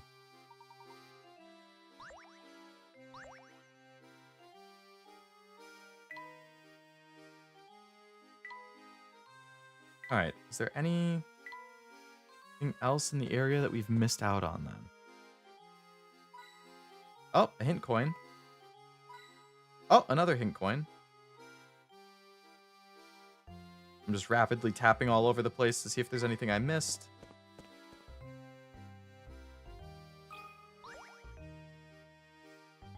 Give me an easier question, game. I need my 3,500 coins back. There's a hidden puzzle. What? I'm looking for... Oh my god. Oh my god, it's another 50.1. It's going to be another hard one.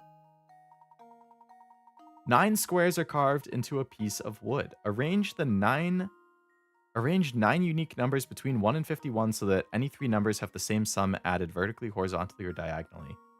Several combinations are possible, but your task is to find the number that occupies the center square when you arrange the numbers to yield the highest possible total.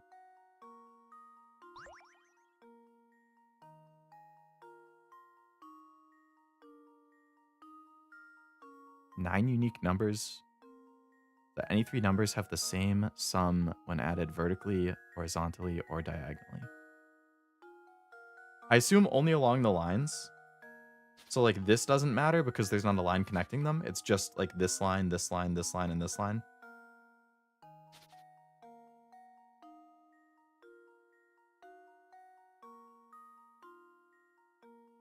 Isn't the highest number just 51 divided by 2? Wouldn't it just be 26 in here? And then you just keep doing like the opposite ends. So if it has to add to 51, then what's half of 26? 13. So it'd be like, you could have 13 and 12 would be here, right? And then like here you could have 11 and 14. And then here you could have 10 and 15. And then this would be like 9 and 16. But that's assuming that you only go on these lines. Like if it includes this line and this line, then those don't work.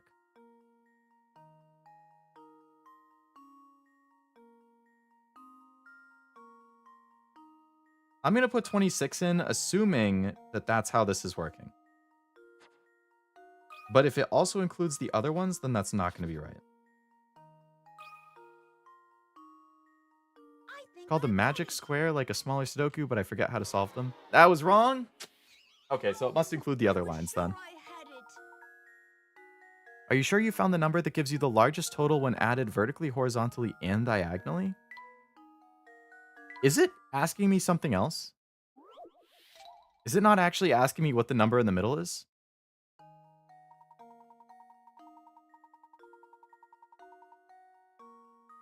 Nine unique numbers between 1 and 51, so any 3 numbers have the same sum when added vertically, horizontally, and diagonally. Find the number that occupies the center square when you arrange the numbers to yield the highest possible total. The highest possible total is 51 no matter what. That's what the original question states.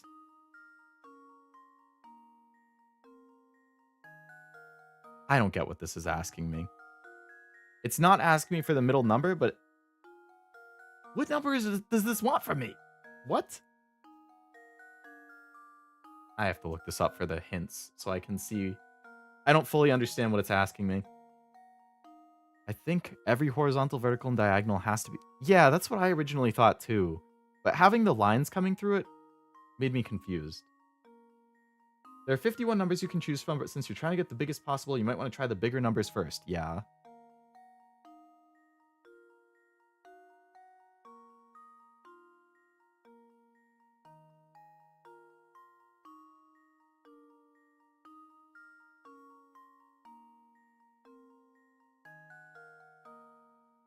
Okay, I looked up the answer, and I have to say, it doesn't make any sense to me.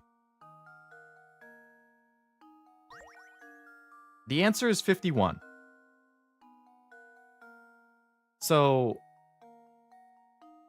you can't. That's not how it works.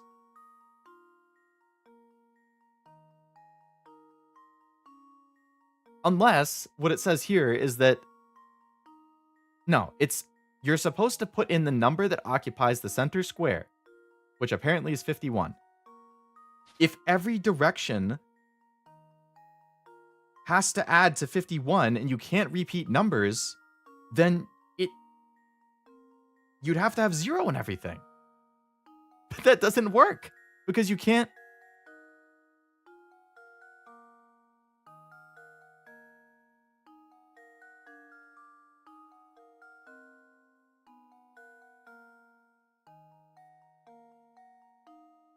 So it's just, if it's asking for the sum, it's just asking for what it tells you in the original question, which is 51?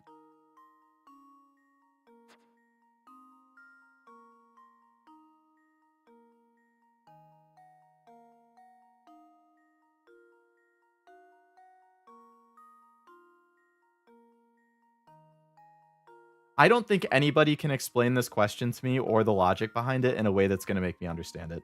I'm going to put the answer in, and I'm going to say that's the most bullshit puzzle I've ever seen in my entire life. I think I've got it. I did it. You better give me more than one line, game, to explain this to me.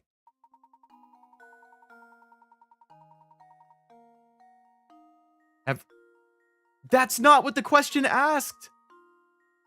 The question said so that it's 51 in every direction. Not 144. If it said 144 in every direction, I would have used a number like 51. It said it adds to 51 in every direction, did it not?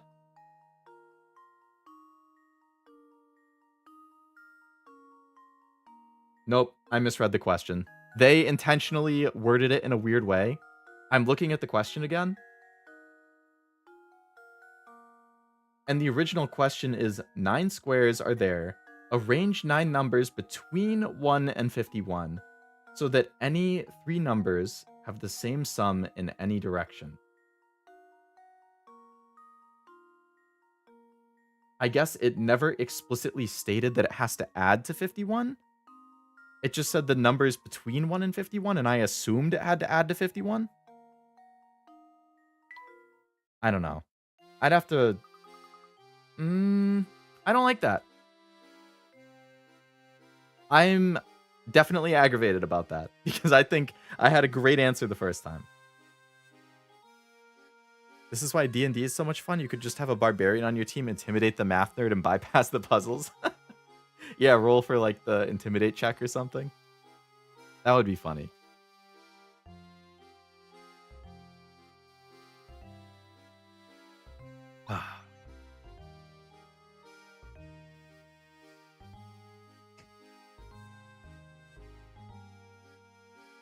I'm mad about that.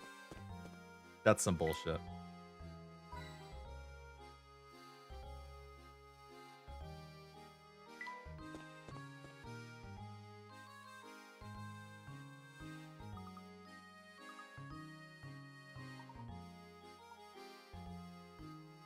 Didn't we already beat or come here? Ferris wheel's a mess. Suppose I won't get to use that ride ticket we picked up. Somewhere in the park hides a clue to the golden apple, I'm sure of it.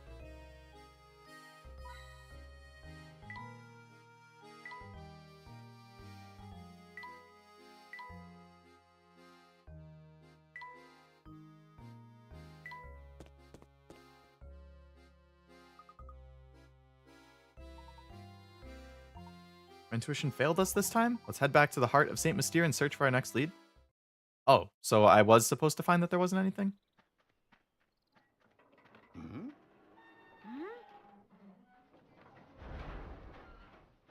What on earth? Oh, it's gonna like fall on top of us? Get away, Luke! Run! I feel like that would be really easy to dodge, though. Just go sideways?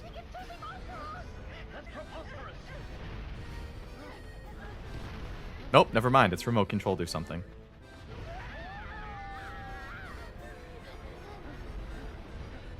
Okay, I didn't expect this. Layton and Luke should just tell all these people to solve their own puzzle. We have to solve a mystery? Exactly. Just go left or right. Prometheus' school of running away from things.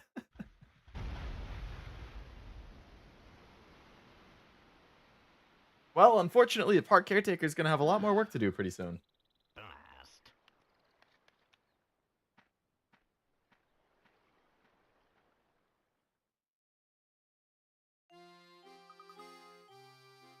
Woo, woo, woo.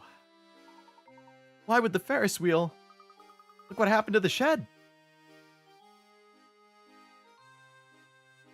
That's a lawsuit, sued the city, honestly. With the amount of rotations made, how many maximum amount of people could have gone on a ride and then drowned? I wouldn't even put it past the Layton games at this point.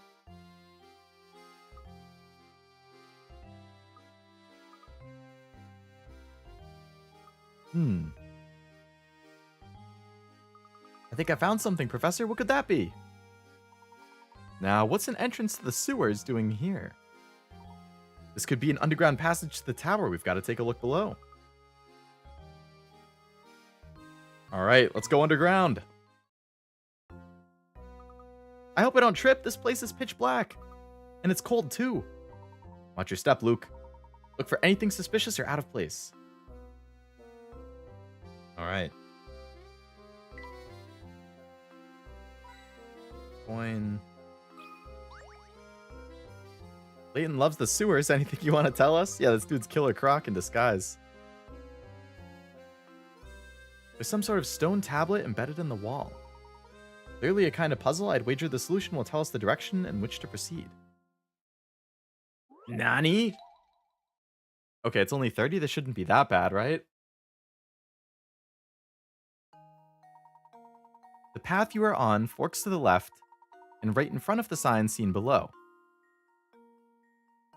Your gut feeling tells you this sign reveals the direction you need to go. Find an arrow within the picture like the yellow one on the side of the border.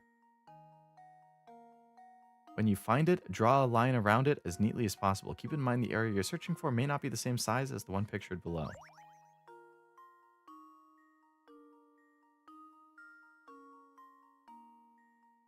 An arrow in that same shape.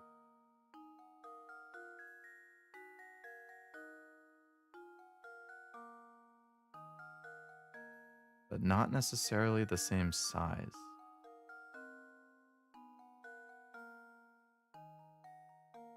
Right here.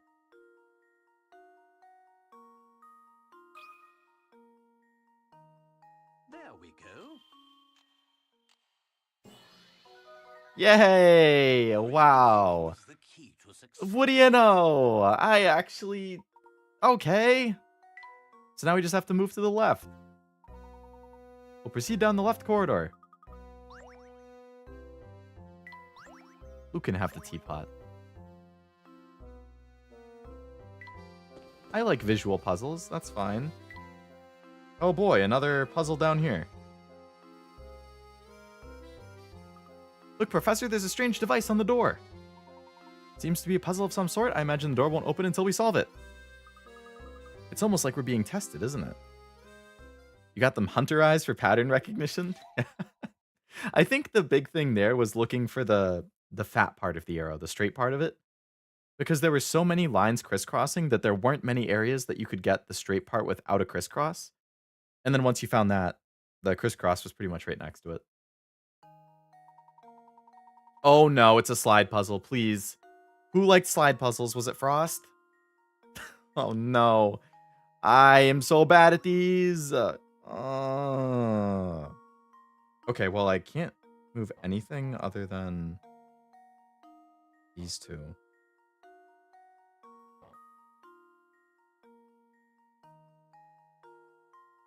What? Oh, I can move it like that.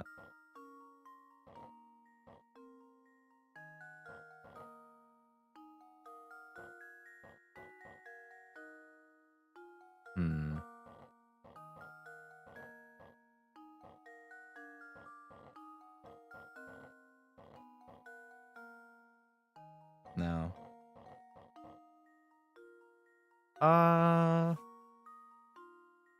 Frost up Leo. I think he's working. Usually works during the day.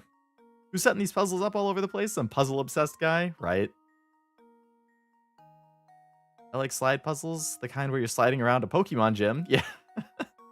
Those are definitely a better kind, yeah. Okay, I think I want to get this out of the way, then I can move this down.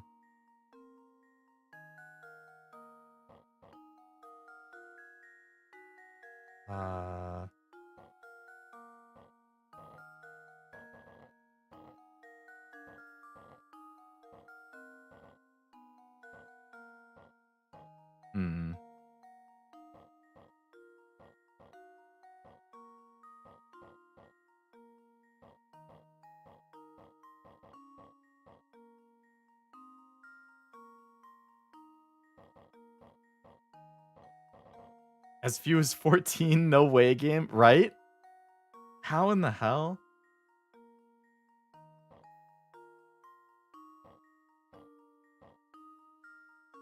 You definitely just need to have the balls in the corner while you're rearranging things, but how?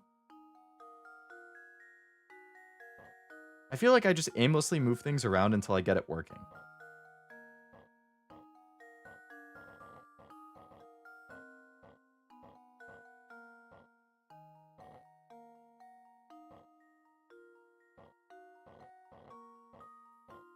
Okay.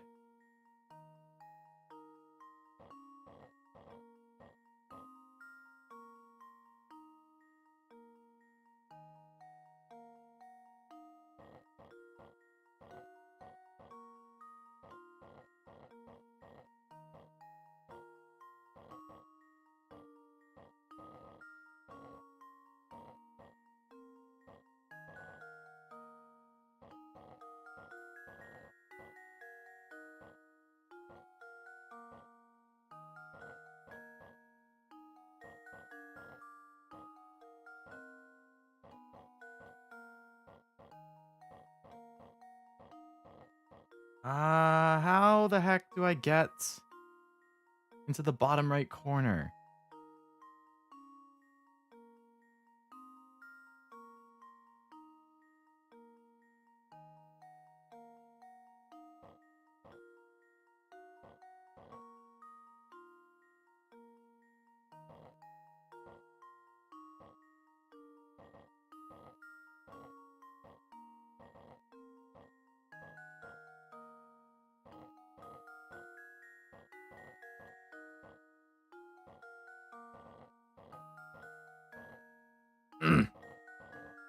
Yeah, it only took me 186 moves, but we got it. I don't know how the hell you're supposed to do that in 14. The key to success. Easier than it looks. Took me 186 moves. What do you mean easier than it looks? Why not try to complete the puzzle in as few moves as possible? Absolutely not. Oh, well, I'm proud I figured that one out. Just had to move things around like a madman for a while. Okay, that door's open now. So we can end up in the tower? Certainly didn't expect a room down here. Give it a thorough once over. Something isn't right about the place. I can feel it in my bones. In my bones.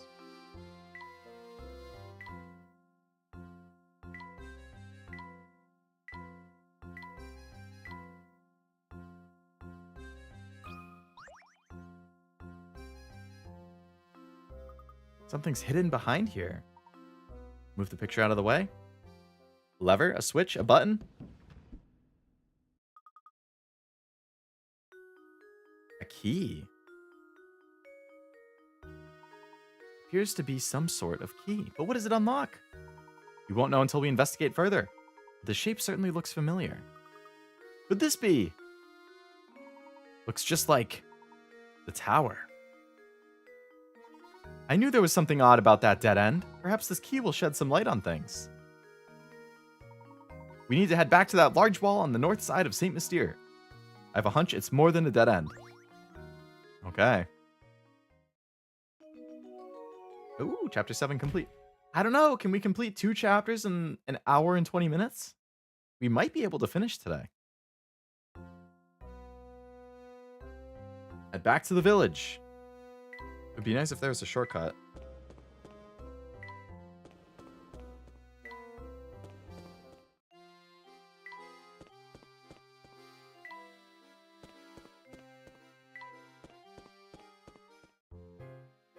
Holy crap, that tower is not OSHA approved.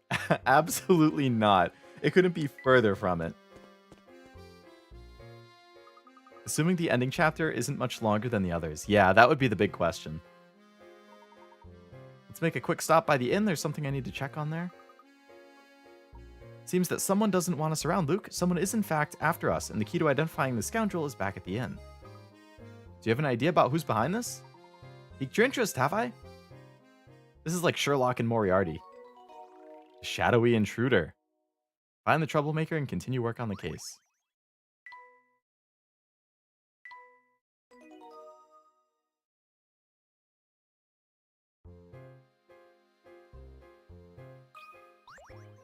Gonna be the same dialogue as before?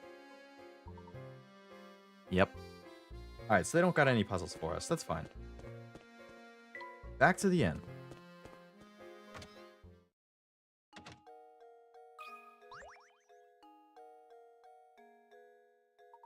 Hello, Professor. Is something the matter? You look a little shaken. I have an urgent request. Can you show me the newspapers from the last couple days?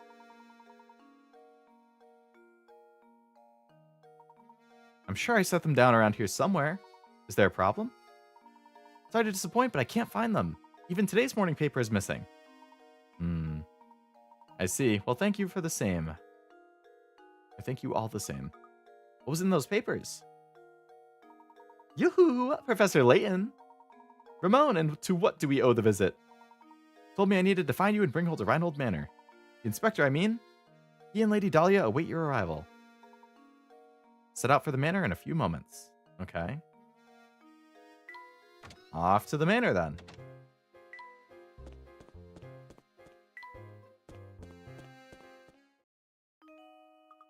You found the key to the tower, haven't you? Okay, the mystery girl. How do you know about the key? You mustn't interfere with the tower. Whatever you do, just stay away from there. Interfere? What do you mean by that?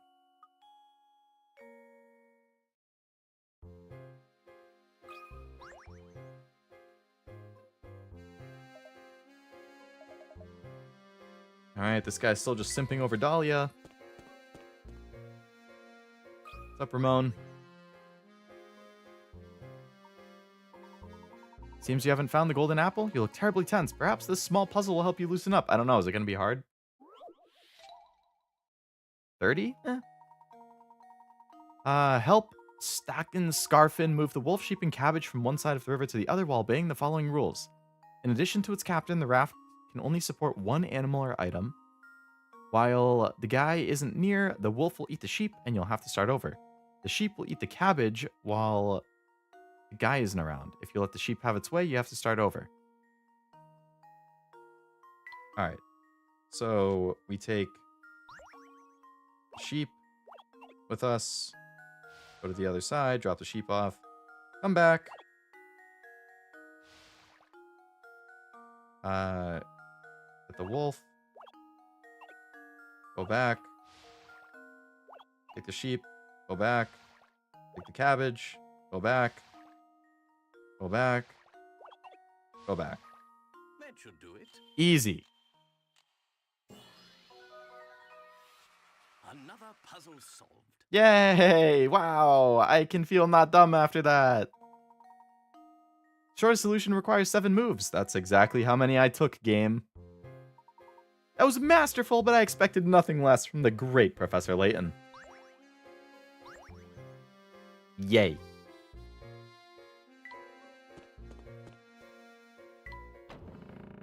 Alright, what's going on in the manor?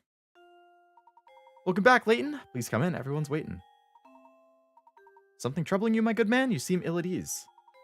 I'm fine. Please make your way to the parlor. You're gonna accuse me of the murder or something?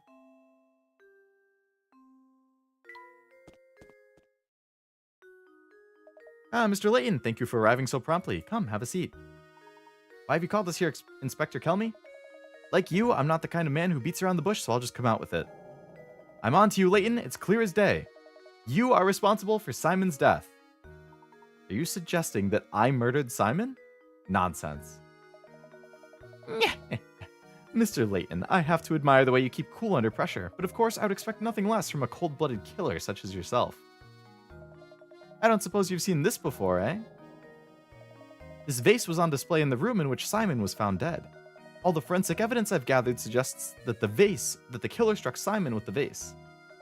Our killer was no professional. He left his fingerprints all over the weapon. Fingerprints that match your own, Mr. Layton. Oh, that's the vase from the market. You rotten murderer. If this vase is evidence, why'd you just break it like it was nothing? So go on and give me an alibi, Layton. Where were you when Simon was killed? I was with Luke investigating matters down in the village. Is it the best you can muster? It's clear the little brat is an accomplice to your crime. Admit it, Layton. You two wanted to keep the golden apple so badly that you conspired to murder Simon. You can't fool me, Layton, so cough it up and start talking. While I'm at it, I'll take the key to the tower you picked up too. Seems you're intent on pinning this crime on me, Inspector. But if you're a true enforcer of the law, you'll acknowledge that I'm not the only reasonable suspect. Any member of this house could have done it. In fact, you can't even rule out the possibility that everyone here had a hand in it. Furthermore, are we even sure that the murder took place here? What kind of nonsense are you spouting? Inspector Kelmy, I'm beginning to think the only person here with something to hide is you. That's absurd. This has nothing in the slightest to do with me.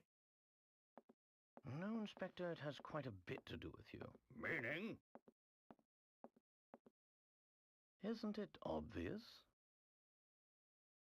If there is any criminal element involved in this case, then it is you, sir. What? That's absurd. What? Hey, calm down! What utter rubbish! You'll need more than some death charge to save your hide. Were there not a million people in town that you did puzzles and shit for that can account for you? Yeah. For real. I have the best alibi out of everybody. I've heard you're quite the devoted husband, Inspector. I bet you take very good care of your wife, Amy. Luke and I found this article in the paper. What was Inspector Kelmy's favorite food again? Oh shit, I don't know.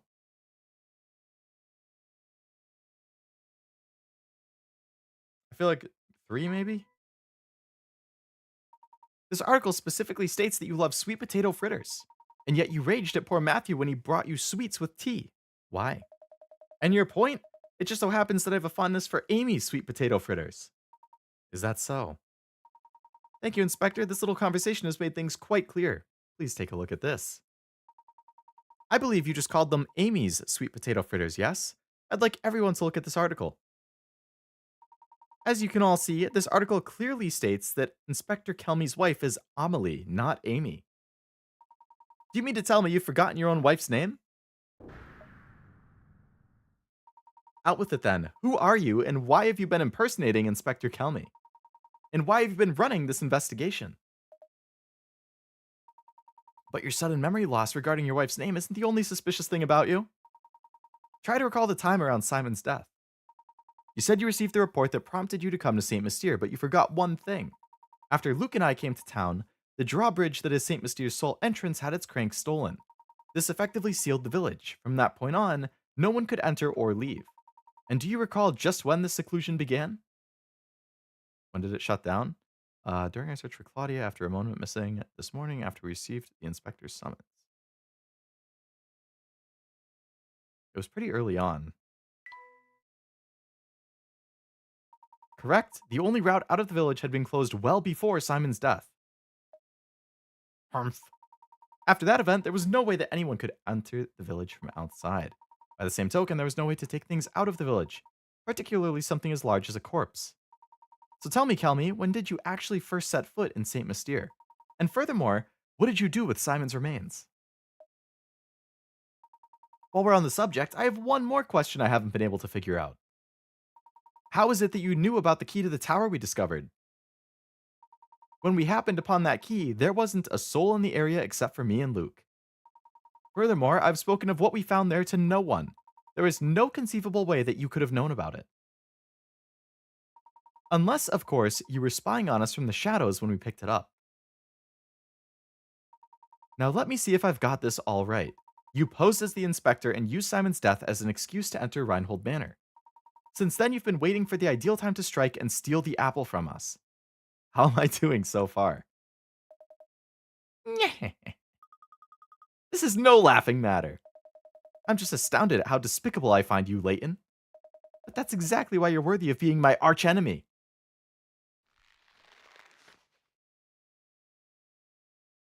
This is some like Scooby-Doo mystery gang type shit. I've always despised you, Layton. Don Paulo. I thought I'd be able to crush you once and for all here in St. Mystere, but that will have to wait since you saw through my disguise. You haven't caught on yet, but St. Mystere hides a secret of epic proportions. When I imagine a dimwit like you trying to unravel the mystery, I just have to smile. My business here for the day has come to an end, so I'll be off. But listen closely, Layton. Never forget how close you came to being bested. One day I, the great Don Paulo, will rain my vengeance down upon you. And on that fearful day, you will beg for an umbrella and raincoat. Perhaps even some galoshes. What the hell is a galosh?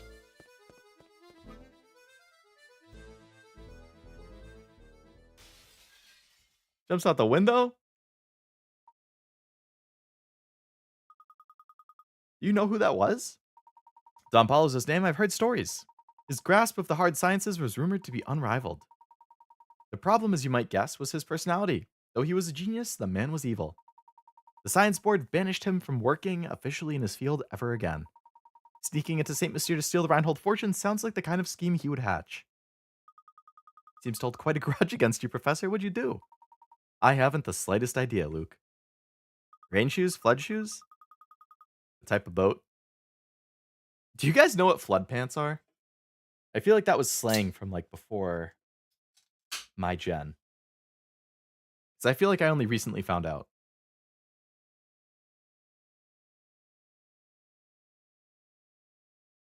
It's a type of rain boot. I only know because of The Simpsons. Man, I still think the only Simpsons thing that I've ever seen was the movie.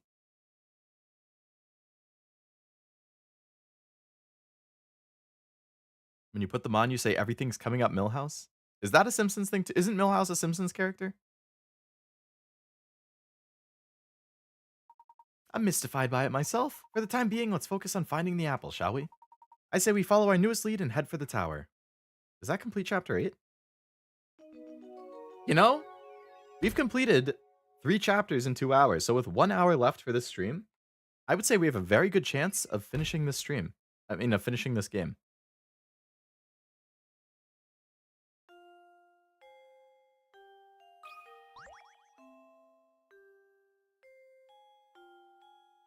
I'm simply shocked at this turn of events. Who could have guessed that we had an imposter in our midst? He had me completely fooled. What is this, Among Us? Among Us?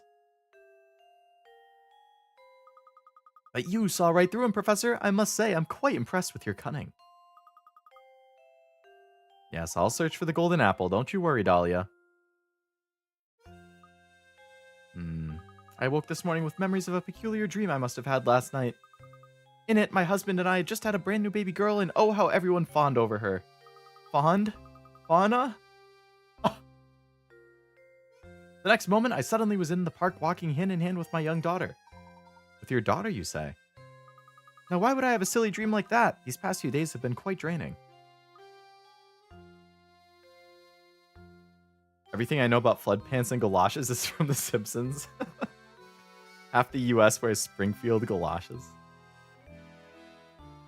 I don't think I've ever owned a pair of flood pants. The wound is still too fresh. I know it hasn't even been a day. 20 hours. I'm wearing my fauna sweater right now, though. Professor Layton, I don't feel very well. I'm gonna go lie down.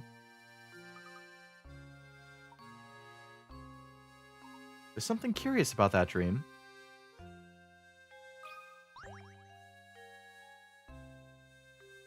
Would you please let me know of any eligible bachelorettes you might meet in your travels?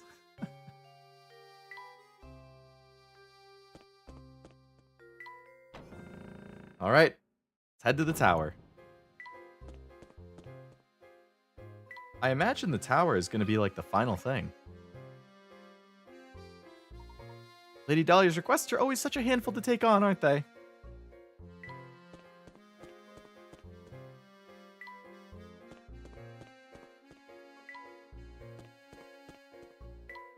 Do you have any puzzles for me? Yours always trip me up. Nope, still the same thing.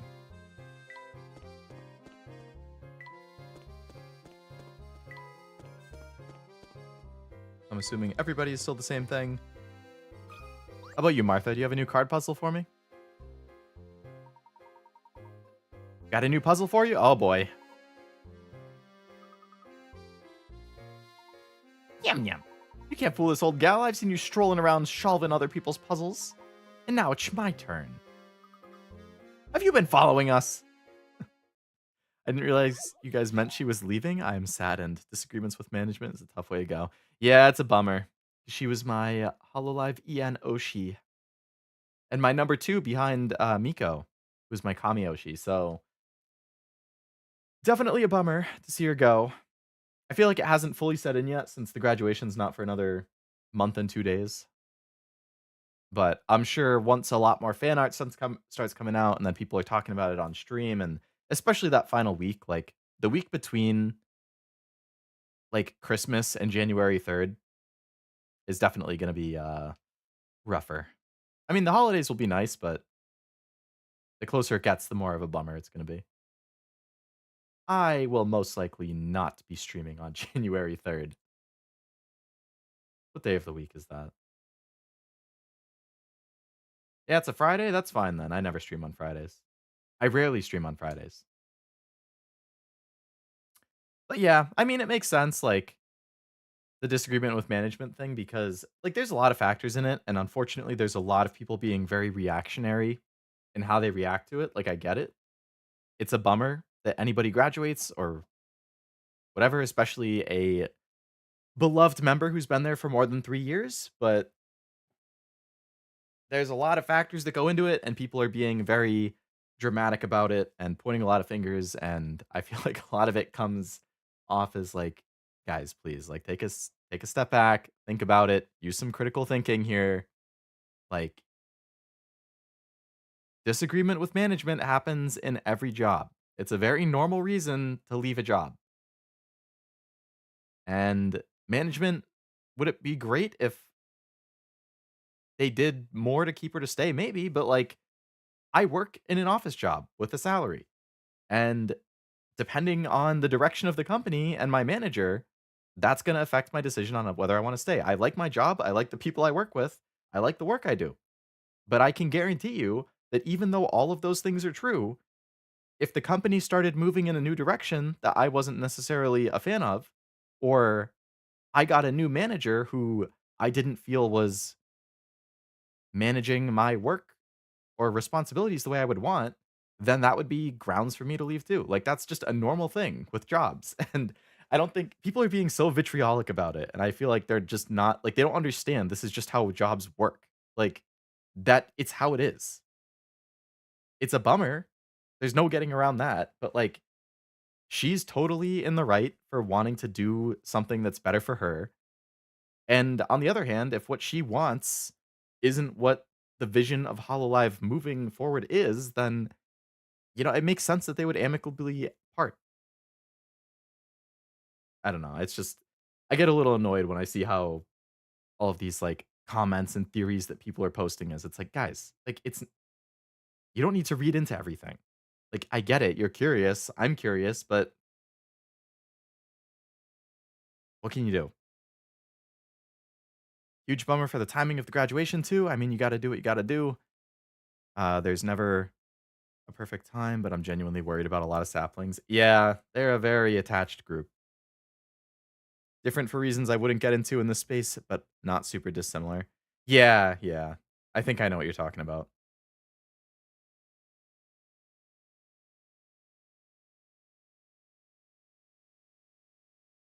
Assuming you're referring to the graduation versus affiliation thing, because Fauna did a slightly different thing. Does it suck that in VTubing, when they graduate, they have to change their persona the same way wrestlers have to when they leave a company? Yeah, I mean, that's the other thing that, like I'm bummed about it, but I already know where she's gonna go. So, like, I know where I can find it. I obviously, like, whatever. I could go on and on about it, but for sure, I agree. Ame did kind of the same thing. I completely agree with that. I wish the best for her. Yeah, and it's working for Ame. Most works are like, someone leaves. Are you going to accept the new person? That position was important. No, but does anyone get paid more for doing their work on top of that? No. Yeah. Yeah, a lot of office jobs are like that. Like, all right, we don't want to pay for a new worker, so we're going to distribute the person's work among everybody else.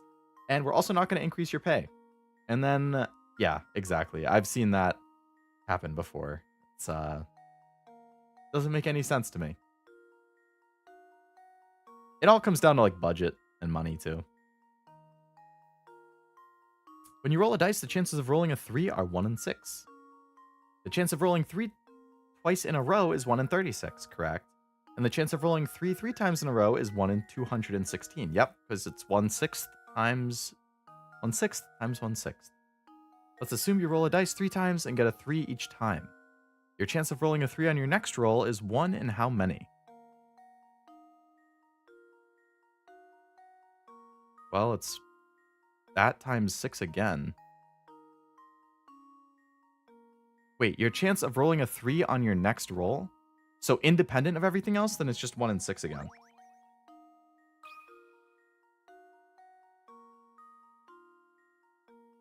Wait, what? I can't do decimals.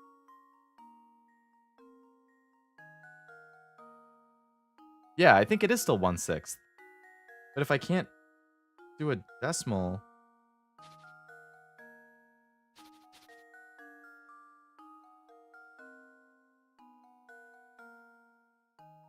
What's 1/6 as a... It's like 16.7 or something like that. So it's just like 16 point something percent. Let's round up to 17. Luke, here's my answer. Ah, I suppose I thought wrong. 16 instead of 17.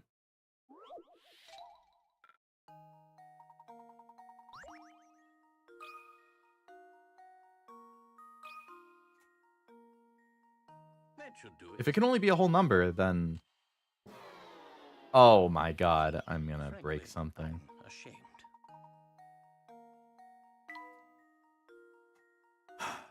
What puzzle number is this?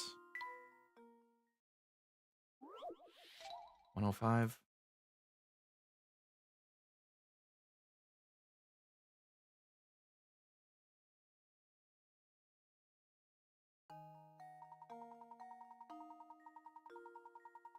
Have you tried 1_6? Nah, it still just reads it as an 11. Or 1.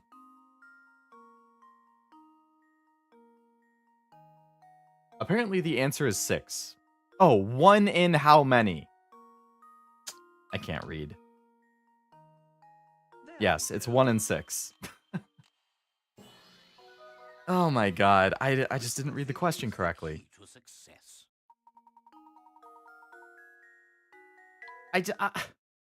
I have no reading comprehension. Streamer, read. I wish I could.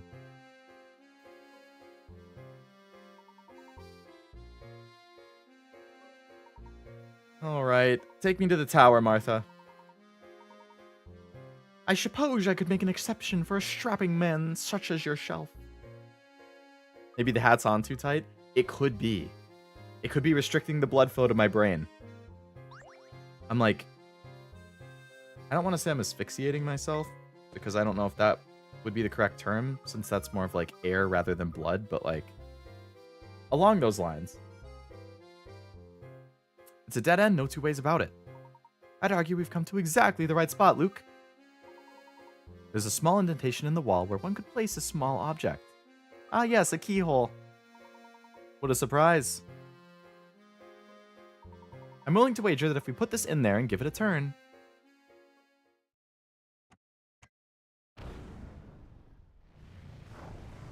Versus when people leave, that happen because of that. More people leave and bosses are confused. I think they understand, they just don't want it to happen.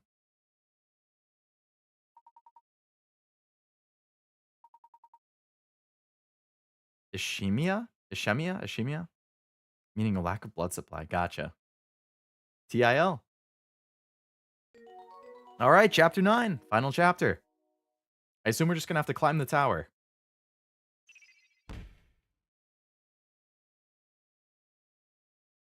Ischemia.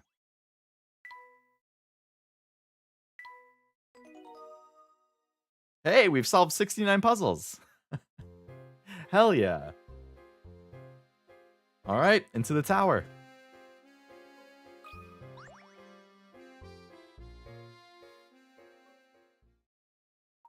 I suppose congratulations are in order. You've made it this far after all. Of course, it looks like you've left quite a few of my puzzles in town untouched. I've hidden all sorts of wonderful puzzles across St. Mystere. Go back to the village traveler and test your mettle against a few more of my puzzles. I'm not so unreasonable that I'd make you solve every single puzzle. Oh, I have to solve a certain amount before I can even come through? Okay. I have to solve 6 more puzzles before I can even enter this. So I guess we'll go back to the puzzle lady. And we just gotta solve 6 puzzles from her. How dare they lock progression behind amount of puzzles solved.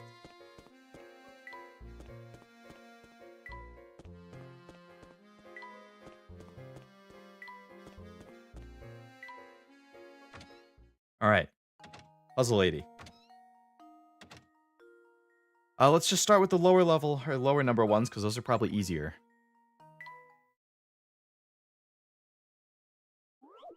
Number 16. This is worth 40? Fuck me, man. That's not going to be easy. Here are 2 shapes, one large and one small. Each is made up of little triangles. Dipping your fountain pen into the ink one time gives you enough ink to draw 4 little triangles, as depicted by the shape on the left. So with that in mind, how many times do you have to dip your pen in the ink in order to draw the shape on the right that's made up of 36? Alright, so can I draw? Alright, so this lets you draw 1, 2, 3, 4, 5, 6, 7, 8, 9. So one dip of the pen gives you enough to draw 9 lines. Okay? So it gives you enough to draw this. So then you can draw this and this. So that's 3 dips of the pen, right? 4, 5, 6. So now all that's left are the 3 upside down ones. We're just going to color these ones in because they're done. Now we only need to draw the middle triangle for those, which means you only have to draw it one more time. So it's 7 dips total.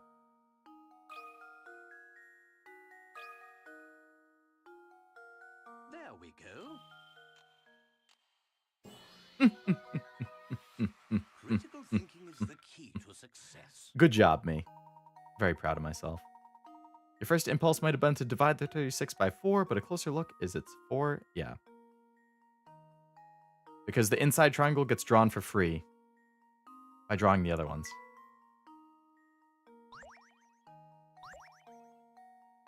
Okie doke. Next. This one. Of dust and dustpan. Sure. We got 5 more puzzles we need to solve before we can enter the tower. This is only worth 10? Alright, this has to be really easy. We've got here is some trash and a dustpan made of matchsticks. Can you move 2 matchsticks to change the picture so the dustpan is holding the trash?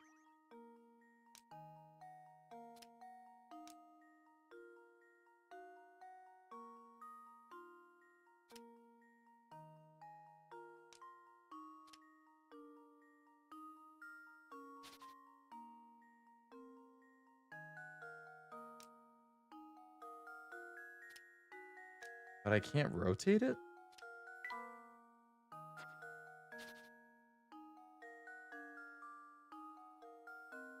Oh, you can rotate them.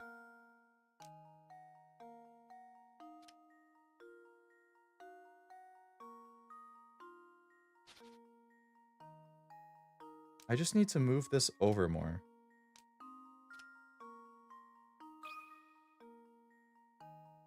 Luke, here's my answer. Yay! Every puzzle has an answer. That was an easy one. Okay. Let's keep plowing through these so we can make it to the tower. Luke can have the rug. Alright, puzzle number 21. 21's a good number. Pill prescription? A man has been prescribed 10 pills. Starting today, he must take 1 pill a day. But because the contraception, because the concentration of the medicine is different in each pill, he must take them in a specific order. Since they look the same, he's decided to write numbers on each pill to help him remember the order he needs to take them in. How many pills does he have to number if he wants to keep track of the order? Hello, Rin. Welcome to the stream. Hope you're doing well.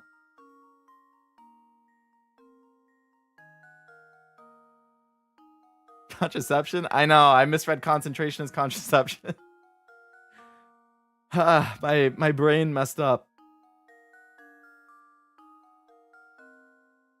Okay.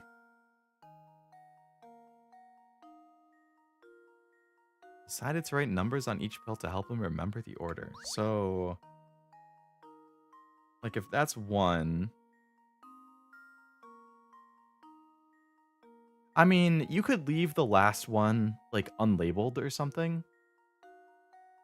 Which would be 9 instead of 10.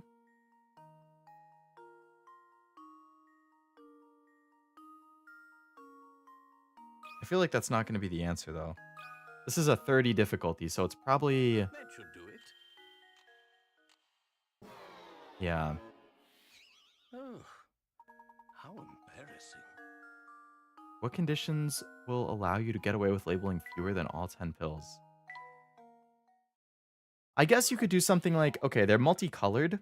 So, like, if you label the odd ones on the white part and then the even ones on the blue part, you could do something like, you know, 5, 6, 7, 8. And then you could say, okay, the unlabeled ones are the last ones. No, but that doesn't work either, because you don't know which one.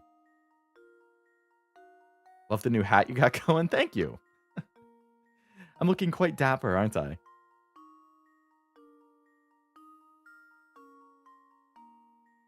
Ah, you're right, you're right. The first doesn't matter because you could just take it before you label them. So then it's still just the last one that wouldn't be. So yeah, 8. 7,000 Leo coins? I don't know. I feel like that's pretty good, Master. That should do it. Very good. Puzzle solved. So dapper. Thank you.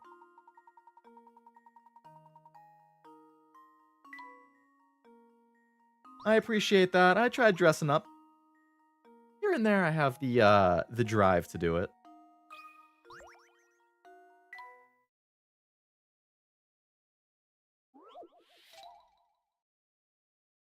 Dropped a new video. Nice. Hopefully you're happy with it. Terrible at math. It depends on the type of math for me. My kids are going to college. Let's go! You've recovered your losses. The distance 3 racehorses can run around the racetrack in 1 minute is listed below. Horse A can do 2 laps in a minute, B can do 3 laps in a minute, and C can do 4 laps in a minute. The horses line up at the starting line and start running in the same direction. How many minutes will pass before all 3 horses line up at the starting line again? So it's the lowest common denominator for all of those, which is going to be 12 laps. So it would be 6 minutes. Because they need to be starting a new lap at the same time. So, like, horses A and B, after 3 minutes... Sorry, that doesn't work.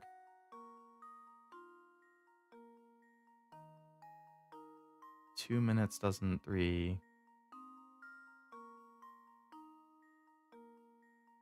Am I overcomplicating it? It would be in 12 minutes.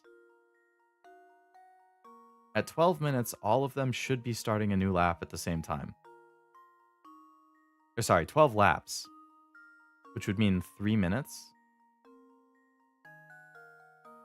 But B doesn't match up with that. Wait, yes it does.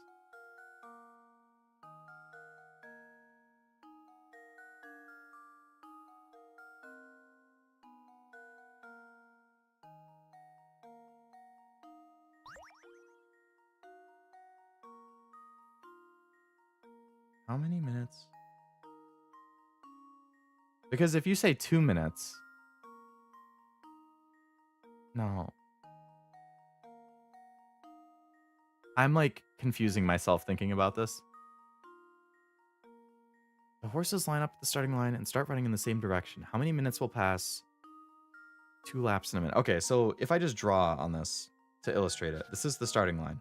So after 1 minute has passed,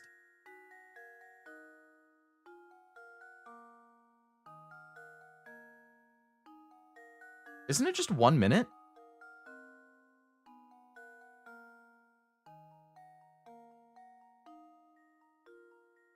So they start here, right? So after 1 minute, A has gone around twice, but then he's still going to be here after 1 minute.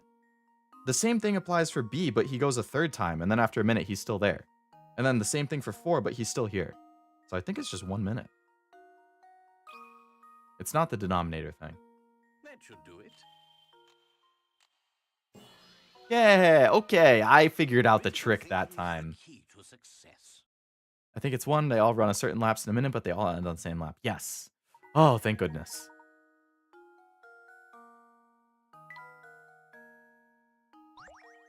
Okay. How many riddles have I done now? Or puzzles? We're at 73. Okay, we need 2 more. 5 card shuffle. Oh, we got a card problem. 30. 3 of the 4 images shown below are the exact same picture rotated in a variety of ways. Can you find the odd one out? Okay, so B is just A rotated. Okay, so B and A are safe.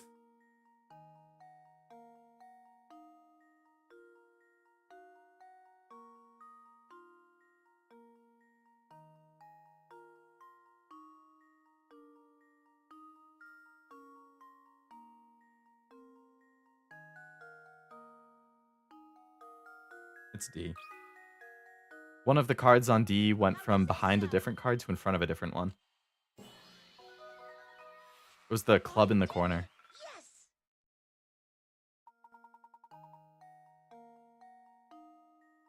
So the one I was talking about, yeah, the club in between the heart and the diamond. Oh, sorry. It's the club to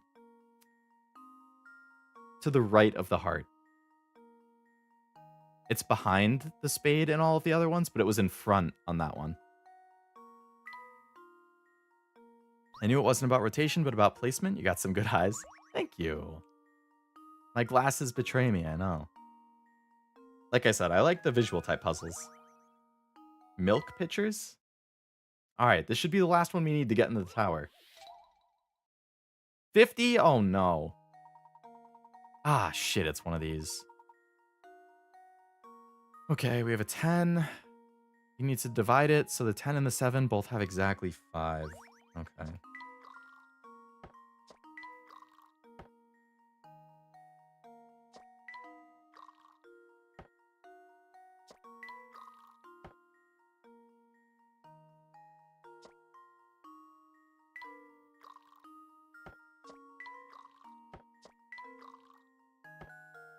Exactly 5.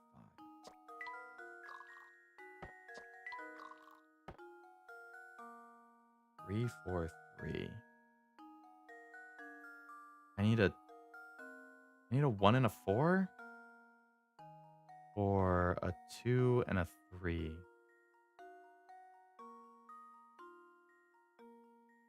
One and a 4, a 2 and a 3. How could I get the 4 to a 3? If I put this would make a 1. And then that's a 3. But that's the same thing. It just I just like rotated the order. Okay. If I put this back here, put the 3 here, put the 3 here, then I got 4, 3, 3.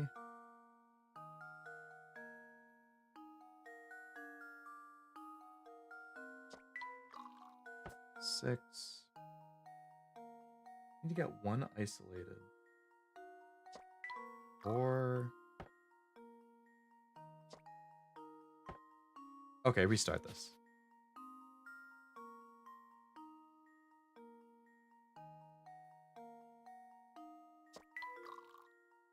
3.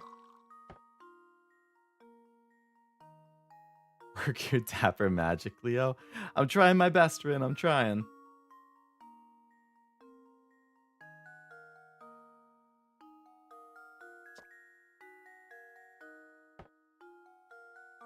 So it's easy to get to 6. You can easily get to 7, 3, and 6. 7, 3, 6, 4. Those are the easy ones to get to. The question is, how do you get to a 1, a 4, or a 5?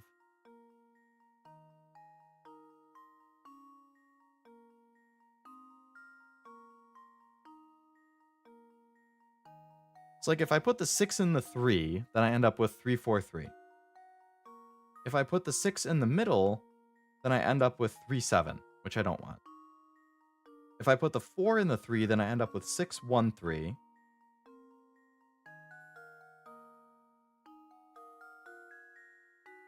Actually, okay, so if I do that, and then I put this in here... Nope, that's not what I wanted to do.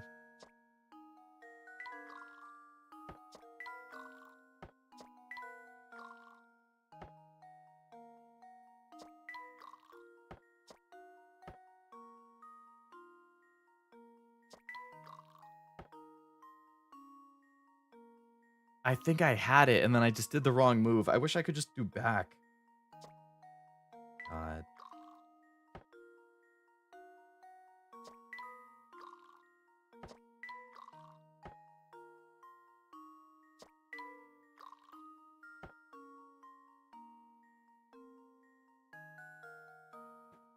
Nine and 1.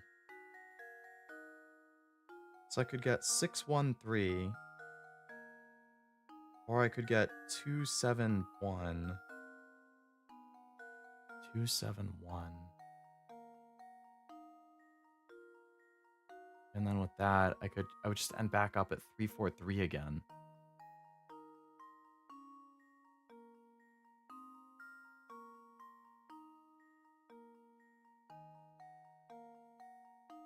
Or 3, 7, 0. I feel like I just keep going in loops around 3, 4, 3. You know, sometimes it's just normal math, but others are technically in logic or just may not have logic. It's a lot of trick questions, a lot of read between the lines. I just definitely have a tendency to overthink things. Which is pretty indicative of my normal life, too.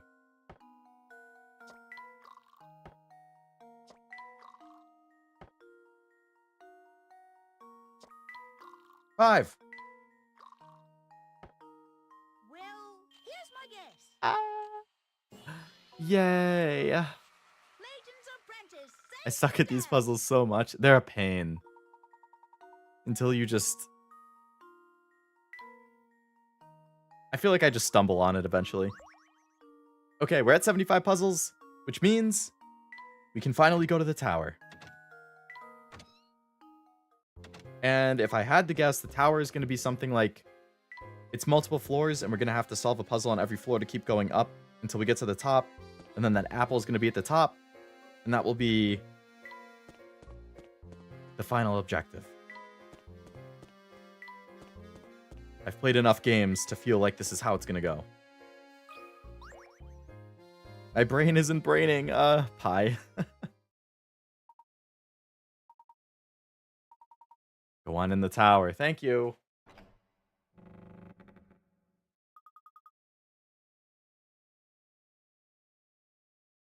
This place gives me the creeps. Plus, it's all murky and I can't see a thing. Hmm? Oh my. Oh, they fell through the floor. Well, it was a trap. Where's Admiral Akbar?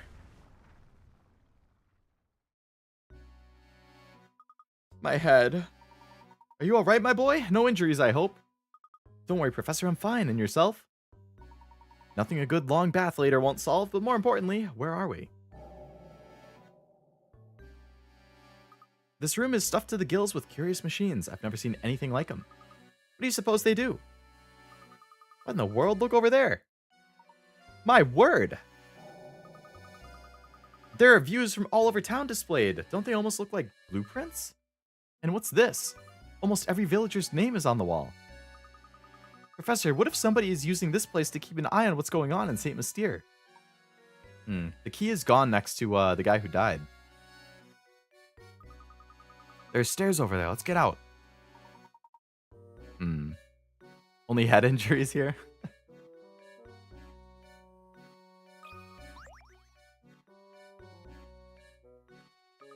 What's this notebook? Looks like someone's been using it as a diary. Just a little longer now, soon this village will complete the task it was designed for.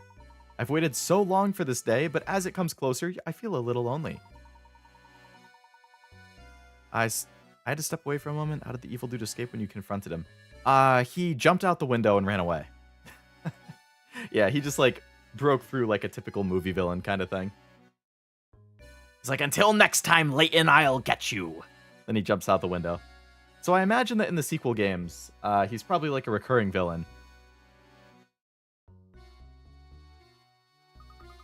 Poor journal looks like it's been through a lot. All the pages are terribly frayed.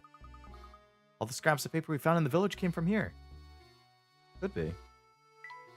Literally me every day. You're an evil villain confirmed, Rin? What's this? You. You two again? What are you doing here? What are you up to?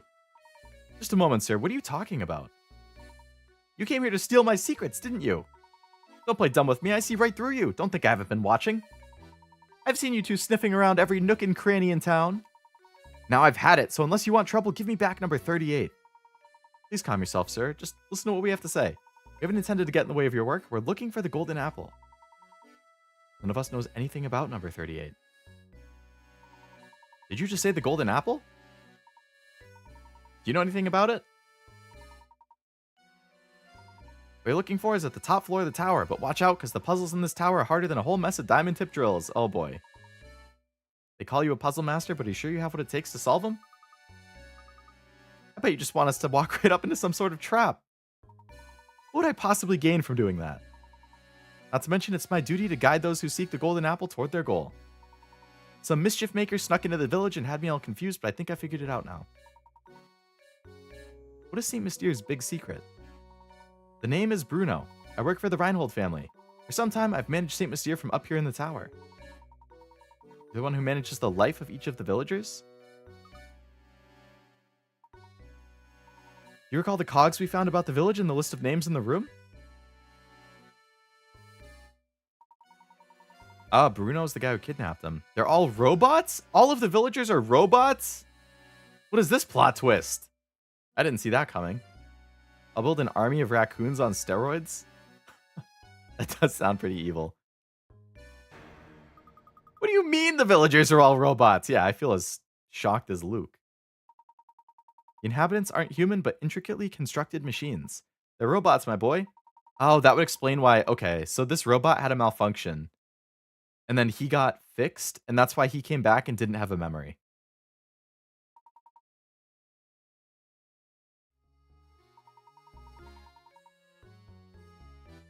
What do you mean, sir? St. Myster isn't a real town, Luke. It was constructed by Bruno and the late Baron. How am I doing so far, Bruno? Right on the money. Master believed that one day an heir worthy of his fortune would come forward. He had me build the city and all who dwell within it were to prepare for that day. Then he hid his greatest treasure, the golden apple, away in the top of the tower. I was ordered to protect it with my life. Until the person arrives who can solve the puzzle of the golden apple, I will continue to protect it. Golden apple was the Baron's most precious treasure. But why go through all this to hide treasure? Why build an entire village to protect it? Seems to have been a little loose lip there. The answers you're looking for are at the top of the tower. Go on then, show me if you're the one who can solve the puzzle of the golden apple. Alright, the final challenge.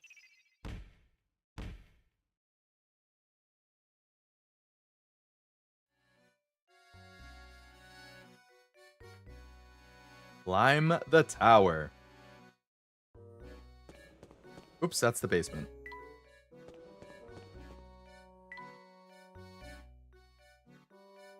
Tower floor 1.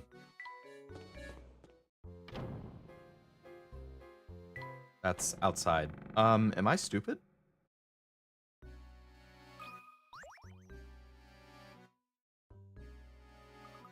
The stairs are barred off. This must be one of the puzzles. It does look quite difficult. Oh boy. Was this going to be like a 60 instead of a 50? 70? I'm fucked. Oh my god, no. No, no, no, no. Anything but that. Fuck.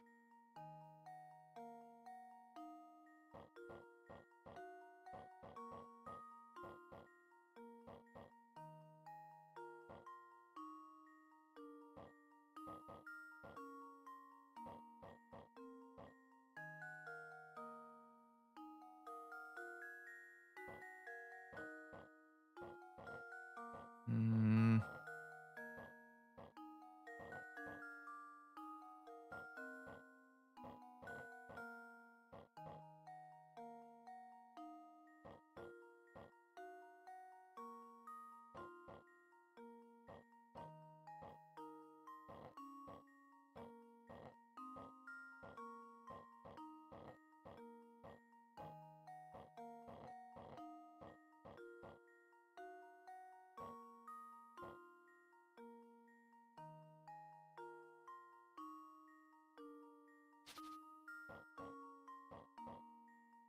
I'm gonna be real with you guys. I might just look up the answer to this one and move on.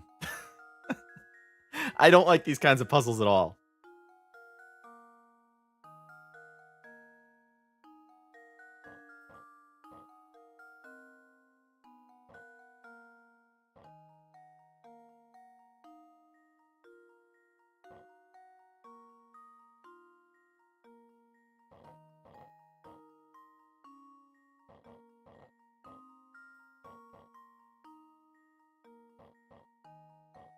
Okay, wait.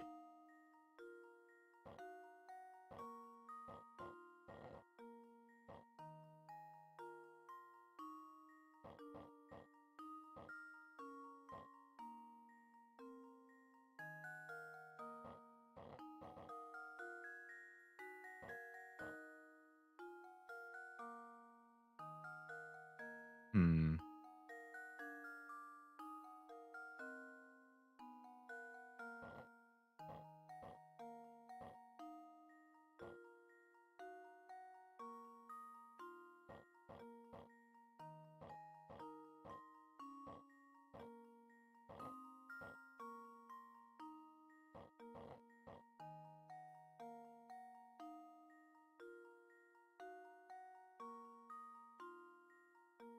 Leo's cooked.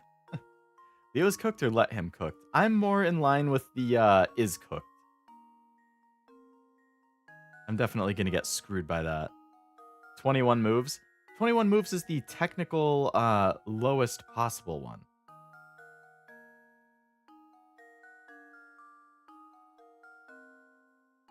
Let's see.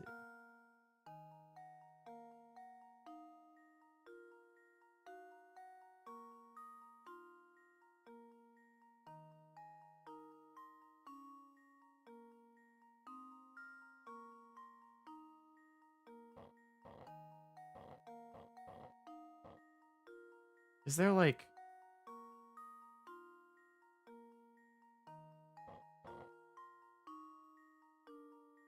I just need a way that I can move the yellow block to the right once. And then still get the ball down.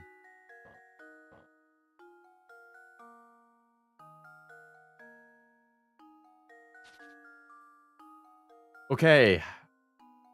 Let's do this.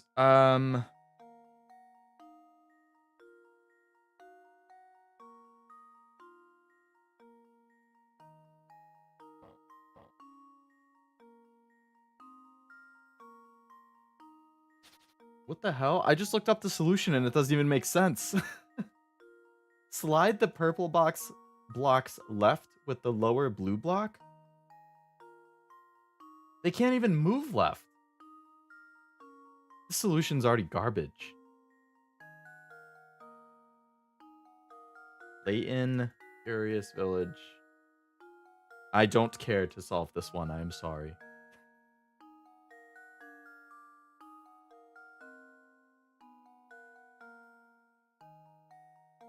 Alright, here we go. This. This. This. This. This. This. This. This. this, that, this. Uh-huh. Okay, so far this solution is already basically 2/3 done, and this is what I had done. So I think I was on the right track.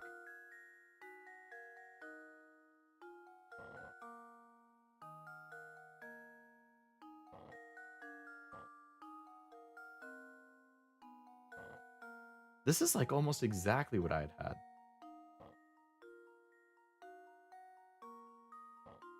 Oh. I was super close to it before.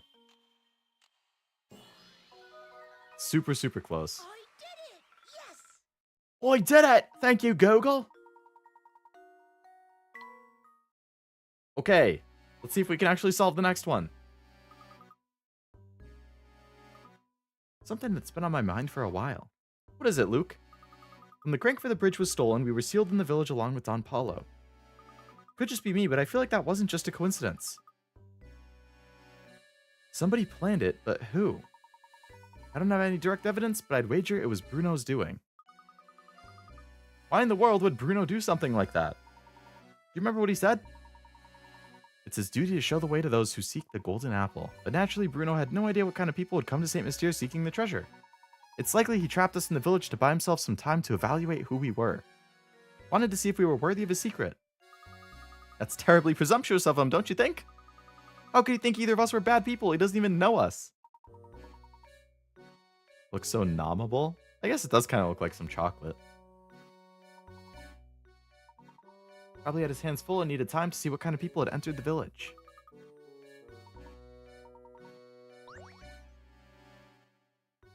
Alright. All of the unsolved mysteries are about to be answered.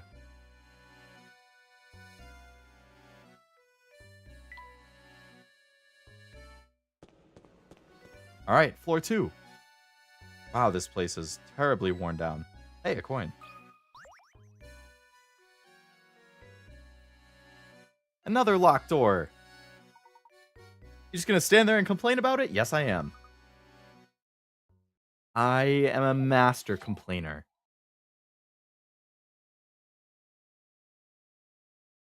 Okay. This one's worth 60. Solve this magic square in order to proceed. It's a set of numbers arranged in a square, so adding any string of 3 numbers, be they horizontal, vertical, or diagonal, results in the same total. 1 and 2 have already been placed for you, so complete the rest of the square to open the lock. Okay. I feel like I should be able to do this one. See you, Ren. Thanks for stopping by. Have a nice rest of your day. Okay. 1 and 2 are right there. So we have all of the bigger numbers. I feel like generally you want one of the big numbers. It probably needs to be like opposite the 1. Either opposite or within it. So we have an 11 at the top. Let's just put like a 3 here and see. So let's say that's 11. So 14 is going to be the number that we're trying to add up to. So that would mean 4 goes in the middle. That would mean 7 goes down here. 5 goes here. That doesn't work because we would need another 5 on the side. Let's put 9 in the middle instead. Gonna go take a nap. Ever since the temp dropped in Texas, I've been so sleepy and cozy. I can imagine. I've loved being in bed these past couple days. But thank you for the good luck. And thanks for hanging out. Hope you had a good time. And I hope you enjoy your nap. The nap sounds damn good right now. But I must press on. I must solve some puzzles. Alright, let's put the 3 up here. So that means we're going for 13 is the number we're trying to add up to, which already fails. So 3 cannot... 9 can't be in the middle. Because the 2 and the 9, and the 3 and the 9 and the 1, like... Well, I guess in this route, maybe. So we have 1 and 9 is 10. Okay. We have a 5 at the top, we have an 11 sideways, and a 12 that way. So if we put like the 4 here, that's 14 we're trying to add up to. That doesn't work. We would need a... Nope, that doesn't work. We can't have 2 big numbers in the same row as 9. 9 cannot be in the middle.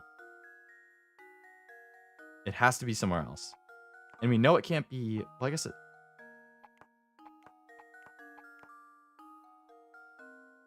So this would be adding to 15. So 2 and 5 is 7, which would mean we would need 8 here. 4 and 5 is 9, which would mean we would need 6 here. That's 12, so we need 3. That's 8. Oh! Nope, that works. 15 in every direction. Haha! Yeah! Wow! That puzzle ain't shit! Got it. I did it. Yes. Thank you, math! Magic squares have been around for thousands of years. The earliest record of a magic square dates back to 650 BC in ancient China. Wow. Doors open! What was it you were asking me earlier? I'm all ears now. I wanted to know when Don Paulo snuck his way into the village. It seems like he followed us. The only way into St. Mystere is through the drawbridge. Plus, I doubt Franco would let in such an obviously evil character as Don Paulo. To be honest, I still haven't quite figured out how he entered himself.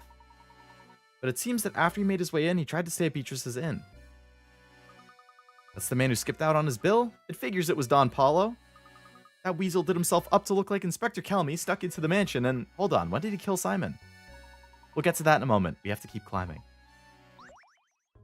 Alright, we keep going. Is it going to end on puzzle 100? I wonder how many floors this tower is. What? This guy is in the tower somehow? Konnichiwa, amigos! This freaking guy. I'm so glad to see other people. I thought I'd be wandering this place forever. How did you get in here? There's no way you solved all those puzzles. Je ne sais pas. Sais pas? It just happened. Un momento, I'm wandering the sewers. The next thing I know, I'm here. I take it this isn't the local hotspot my guidebook promised it would be. How curious. So this is where you'd like to go? Or where is it you'd like to go? If you go down the stairs, you can go to the village. Just make sure you don't fall into the large hole. What is Jeje? That should be enough information to get me there. May I ask one more favor? It's reminded me of a not-so I know. Answer it. Oh, this guy's gonna give me a puzzle now.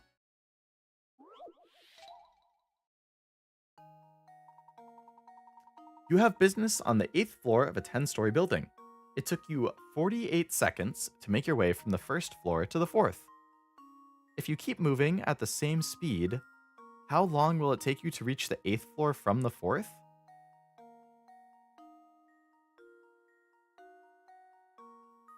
Okay, so let's think about this. Can I draw?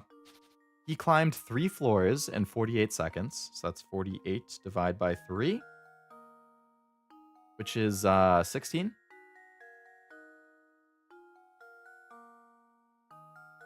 Yeah, 16. So it takes 16 seconds per flight. You have to climb 7 flights of stairs. 16 times 7. Sorry, but it's in between. So we have to climb 4 more flights. So it's 16 times 4, which is 40 plus 24, which is 64. It'll take 64 more seconds.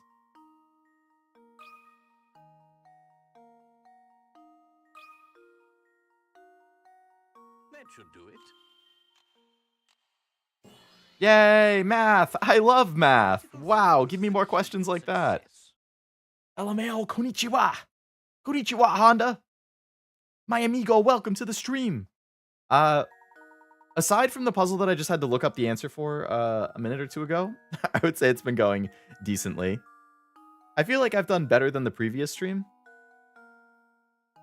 I have had to look up a couple answers, but for the most part, it's gone better. What if we get out of breath and stop at the 2nd floor to catch our breath? Now that's a good question. That's what I would have to do. I hate climbing stairs. What a strange fellow. Do you suppose that man is a human? I believe so. He's an odd one though, isn't he? Never seen an explorer with such a poor sense of direction. Stranger still is how he entered St. Mystere. I don't even think he knows how. Perhaps his presence yesterday was another reason why Bruno felt compelled to hide the crank. Alright.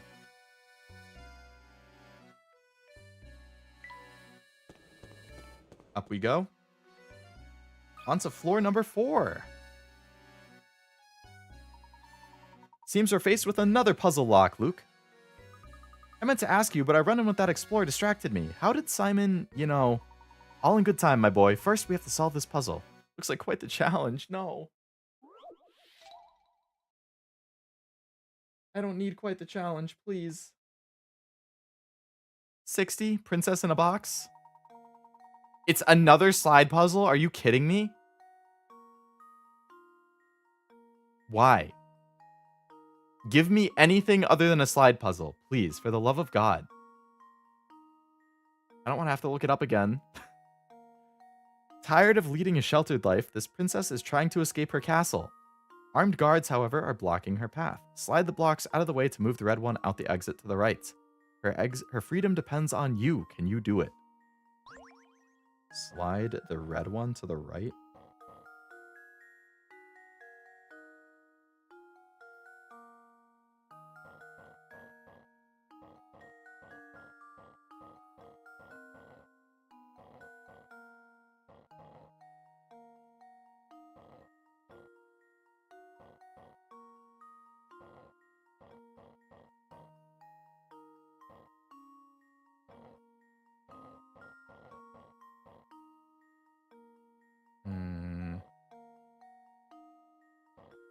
I feel like we need to raise this thing up.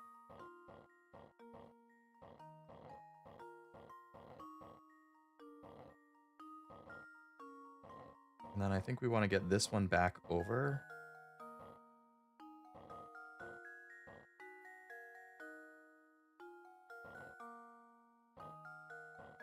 No, but that still doesn't get this out of the way. We need to raise this up too.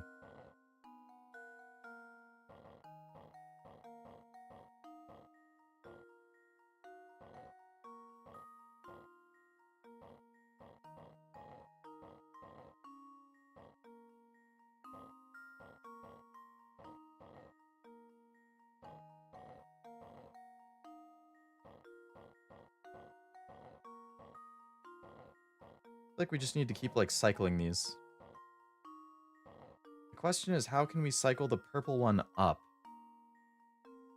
Because once the purple one is up, we're basically there. We need to move the blue out of the way.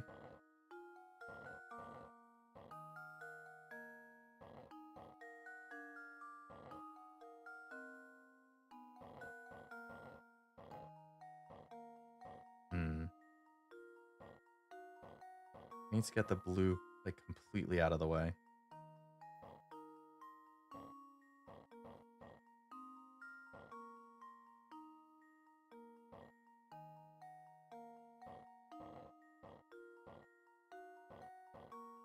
We need to get both blues out of the way.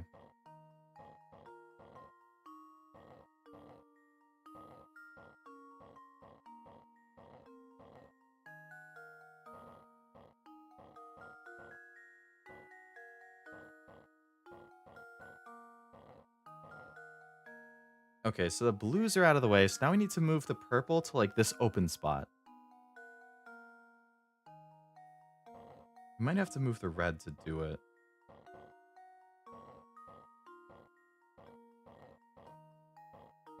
Because as soon as we do that, it's completely blocked in.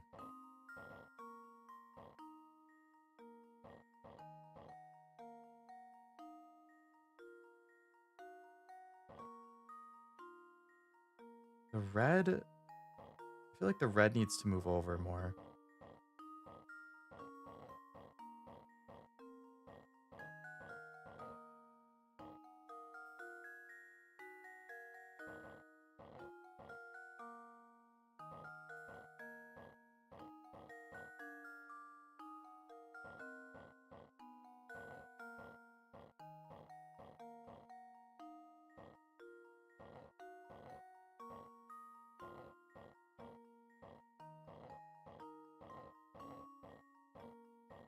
Yay! I actually figured that one out myself! There we go. Yeah! Sorry, I was solving that in silence, but I'm proud of myself on that one. Key to success. Classic example of a sliding puzzle. Oh! There we are, the door should open now. Amazing as always, Professor. About Simon, what happened in the mansion? Did Don Paulo really make off with Simon? I'd say so. This is just my theory, mind you, but I think that Don Paulo followed us into the manor. That's how we met Simon, or when he met Simon, or came across, as the case may be. I suspect Simon had already collapsed when Don Paulo found his body on the floor. Just like with Ramon. So maybe Simon had also stopped functioning properly? I guess all the robots break down sooner or later, and when they do, Bruno comes to collect them. Then he fixes them here in the basement of the tower. Do you suppose the noises from the tower are actually the sounds of Bruno's machines? I think you're spot on, Luke. That must be why people began to associate the disappearances with the roaring from the tower. Don't forget that despite his peculiar appearance, Don Paulo is a scientific genius. He probably realized why Simon had stopped moving. If it weren't for the apple, he likely would have left St. Mystere right then. I'm sure he was eager to take the robot apart and learn how it worked. Couldn't see the solution and looked away for 20 seconds and you got it. I'll toot my own horn over that one. That rat made up the whole murder story on the spot. That's not the whole mystery. Come, Luke, we must keep moving. I'll explain the rest as we go. We must be getting close to the top of the tower now. It solves the tower, the Ramon. What about the noise? Oh, the noise is different. We probably have 2 floors left if I had to guess. Floor 5. What in the world is Martha doing here? Fancy meeting you here, dearie. Would you like to try a little puzzle I made up? How on earth did you get up here? She must have overtaken us at some point. Funny, I didn't even see the old girl pass us. Quit whispering amongst yourselves and try my puzzle already. It's a humdinger. I wonder if there's any pleasure robots in the basement. You know, I wouldn't put it past Bruno, man. He's all alone in this tower. He needs to do something to entertain himself. And that could just be it. You've placed 1 joker and 4 aces with different suits face down on the table. Use the hints below to determine the position for each card. The club is to the immediate right of the heart. Okay? The club is to the immediate... I'm just going to start dragging stuff around. The club is to the immediate right of the heart. Neither the spade nor the joker... Sorry, neither the diamond nor the joker is next to the spade.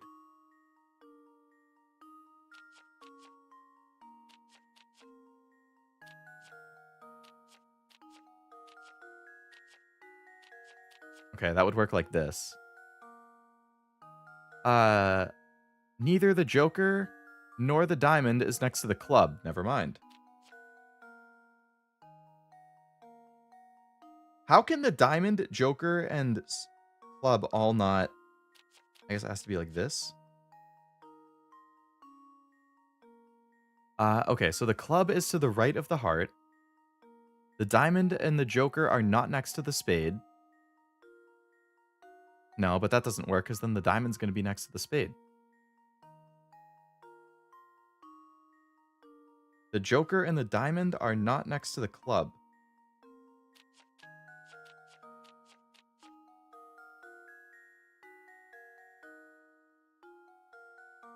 The diamond and joker are not next to the spade.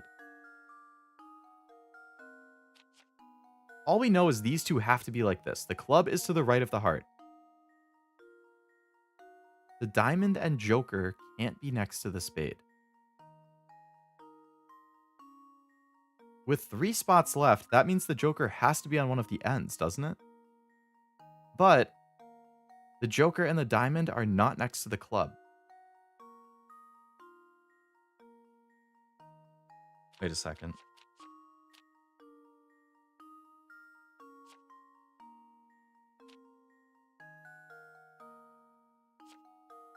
I think this is it.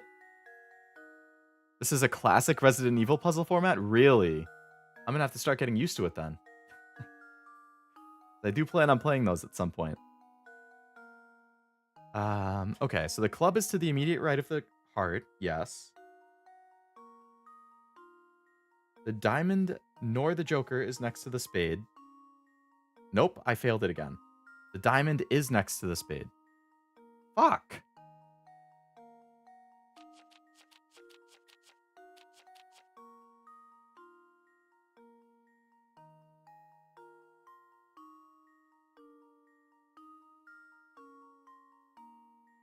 Neither the diamond nor the joker. Okay, diamond and joker cannot be next to spade, which isn't even on the thing right now. Joker and diamond cannot be next to club. So club is either at the end or it has spade next to it.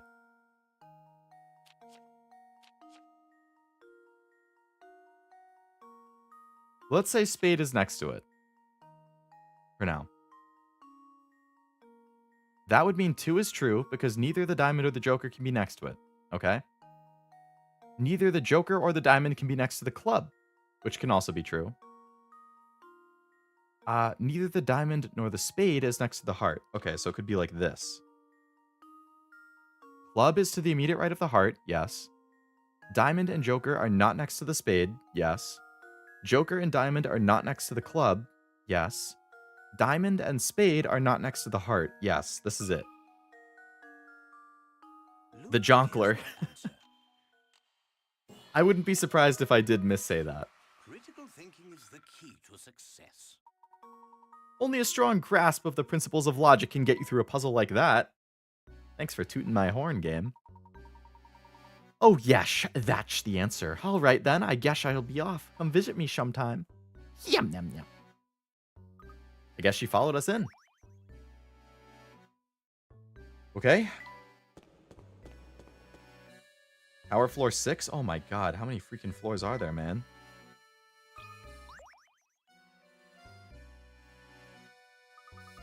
I got like 10 minutes. Just like I thought, there's another puzzle locking the door. It looks really difficult. Haven't you learned by now? No puzzle is without an answer. You simply need to find the answer. Allow me. Worth 70? Oh my god.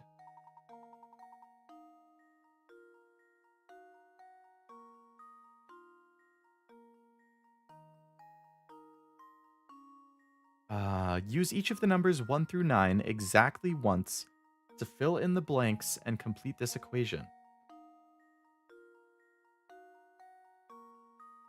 I have to use 9 numbers to fill in the equation xxxxx minus xxxx equals 33333.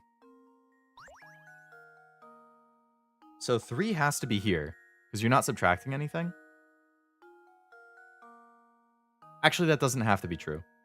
It could be a 4 there, but then the rest of it is smaller than the number after it. So then it ends up getting to 3333. I'm going to put 3 here because that would be easier. Okay? So then you'd have to have these 8 numbers would have to combine to subtract to create 3 4 different times. So that would mean 9 and 6 get paired. 8 and 3 get paired. Sorry, 8 and 5 get paired. 7 and 4 get paired. But 2 and 1 don't work. So you can't start with the 3.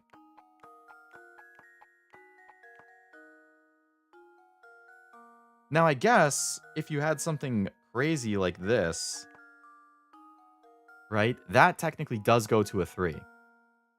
But that would be a really mean way to do it. That would be really mean.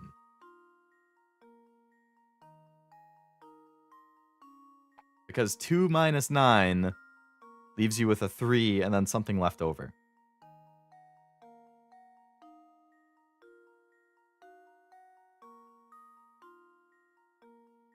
So we could also go at it in reverse, right? The bottom number plus the middle number equals the top number. Okay? So 3 plus 9 is 2. With a carryover of 1. So then you'd have 3 plus 1 plus something equals the next one.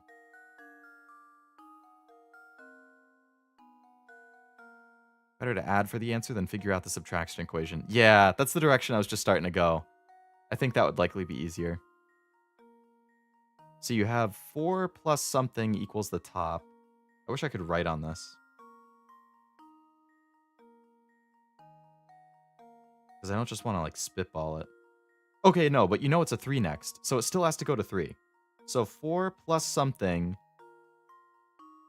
No, you don't know it has to go to 3. It just has to keep having something that carries over. You're always going to have a 1 carryover.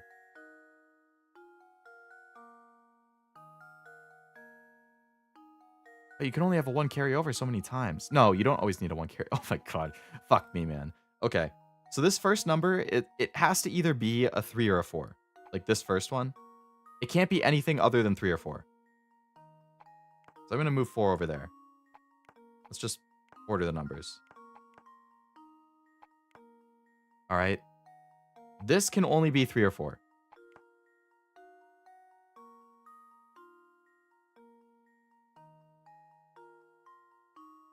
I'm assuming it's probably going to end up being a 4. Because there's probably going to be another carryover. We'll keep the 3 over there for now, just in case. 3 plus 9 is 12, so a 1 carries over, so we have a 1. All right, if we just throw, like, let's say 7. Let's throw an 8 there. That's 11, 12, so we have a 2. But that doesn't work because we would have another 2 at the top. So it can't be a 1 right there. I mean, it can't be a 8 right there. If you put a 7, that's 10, plus a 1 carry over, you have 11. So this would be a 1, and a 1 carries over. Okay? If this is a 6, that's 9, plus 1 carryover is a 0. We don't get a 0, so you can't have a 6 on the bottom. If this is a 5, that's an 8, which makes a 9 carryover, but I've already used the 9, so that doesn't work. And this also doesn't work.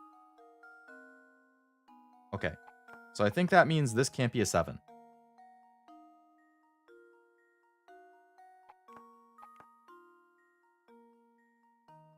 You seriously have to brute force this with just different combinations? That's such a pain in the ass. Right, so I already know it can't be 8. Let's just take the 4 away. We're going to ignore the first number. So I tried 8, right? And we have a carryover that's 11, 12. It ends up with a 2 at the top again, so we can't do it.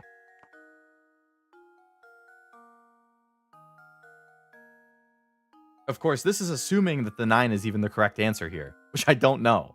I don't necessarily know that the 9 is correct there. I don't know anything. Oh, I just want to look this up.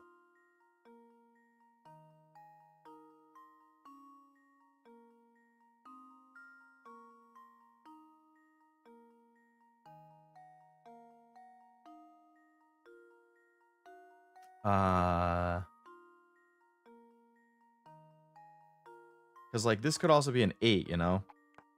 And that still gives you a carryover. It could be a 7 and it gives you a carryover. It's just this would change from a 2 to a 1. Like, there's so many possibilities.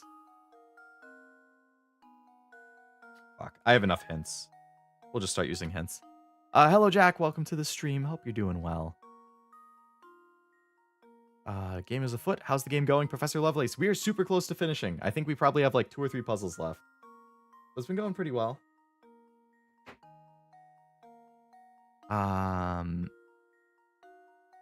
The leftmost digit in the upper number is 4. Okay. That is helpful.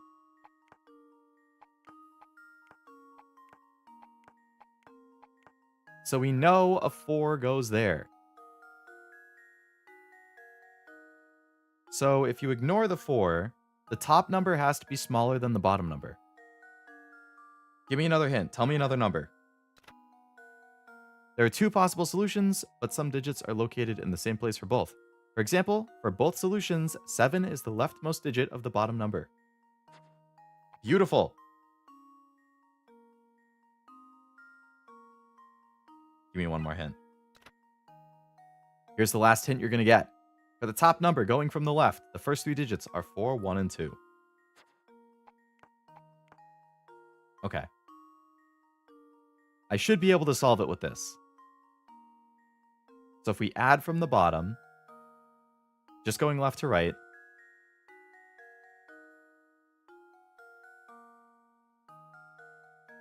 seven and 1 is 8. 4, 1, 2, XX minus 7, XXX. Never mind, you can't even just add going in that direction. If it was coming from the right instead of the left, you could. Damn. Fuck, I'm just gonna have to randomly start putting numbers again. Damn it. Damn it. It helps to get me started, but still.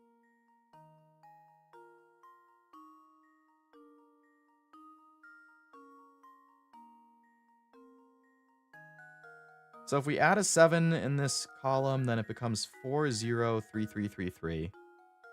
So 403333 plus what goes in the next 3 to get up to 412 something. 403333 to 2 1 2. So I feel like this has to be like a 9.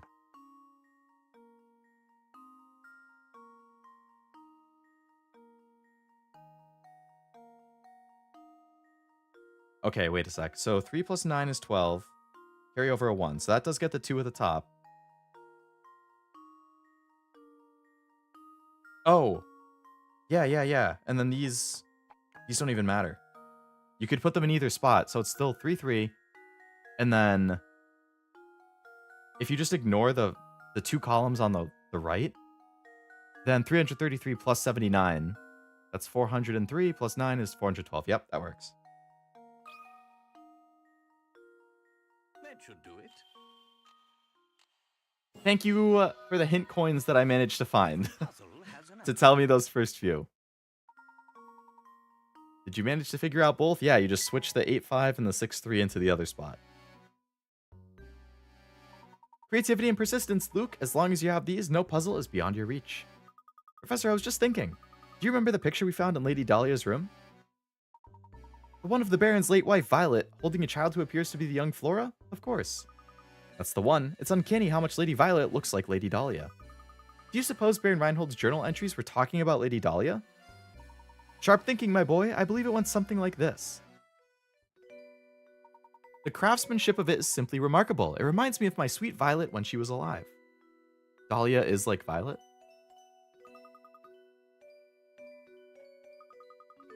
Do you suppose that Lady Dahlia is actually a robot built to remember or to resemble Lady Violet?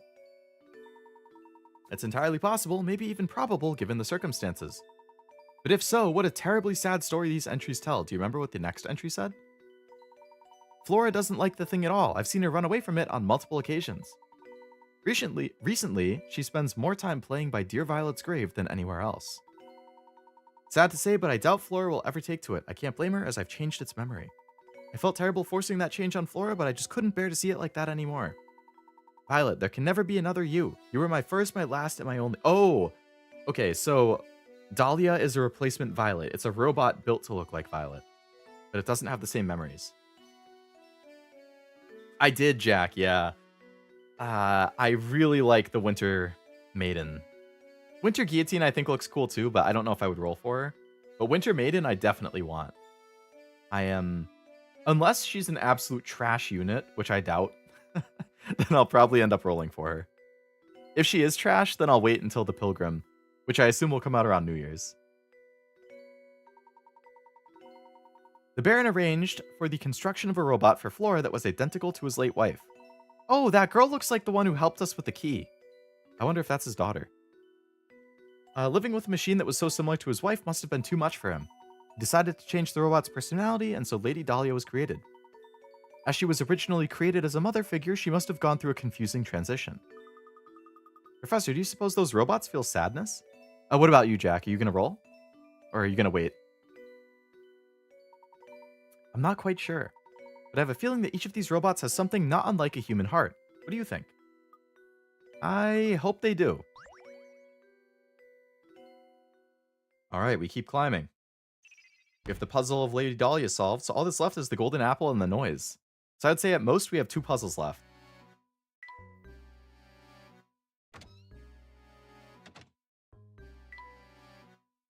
Another puzzle. Gonna try to roll for both? Good luck, Jack. I hope you have a good amount of currency saved up. I think I have like 30 tickets and maybe 7,000 of the gems right now. Seems like we have another puzzle in the way before we get there. Puzzle number 100. Your task is to draw lines between the pins on this board to form 7 squares. The 7 squares do not have to be uniform in size, but you can only use each pin once. Let's give it a shot. Draw lines between the pins to form 7 squares.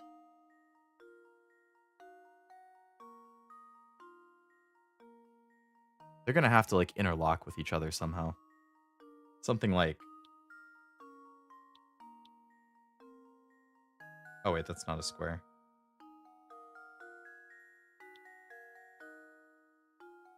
Oh, you can't even...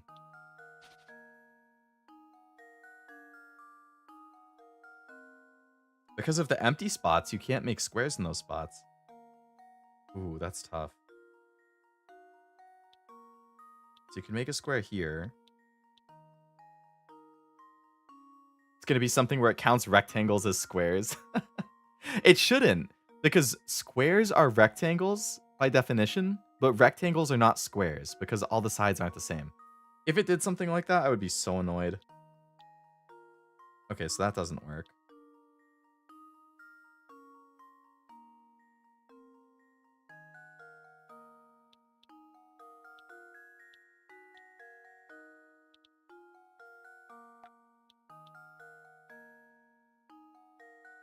It did it before. So like here I could make something. Oh no, I reused something.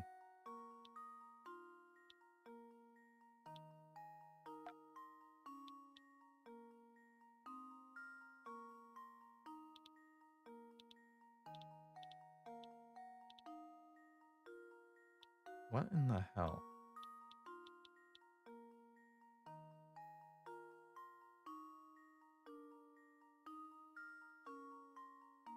Because of all the empty spots, I feel like you can't even... You can draw like 3 squares. What the fuck? I'm just looking it up. If it's going to do something like the rectangles, I'm going to be really mad.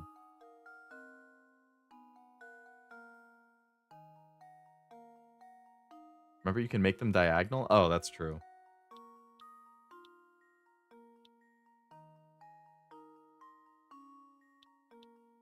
Hint. Most of the squares you make will be tilted 45 degrees to the side, and their sizes will vary. Here's the location of one of the squares. Connect the 4 pins at the top left corner to form a tiny square. Okay. So we know that's one of the squares. The largest square contains the pin that's third from the top on the left column, and the bottom pin from the far right column.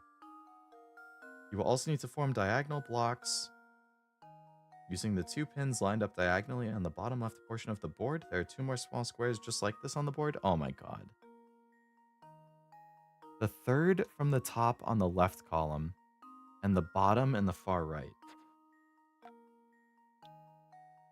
So these are involved in that square? How? I mean, they don't have to be connected, but...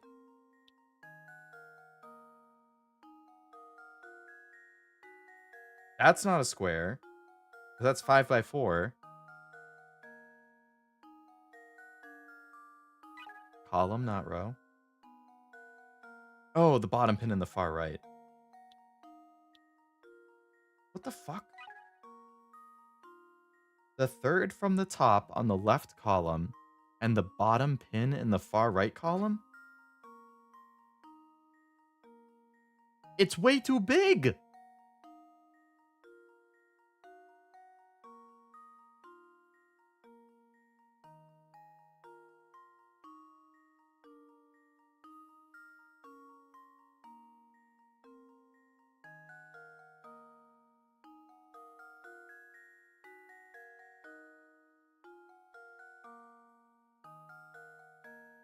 I'm looking up the answer.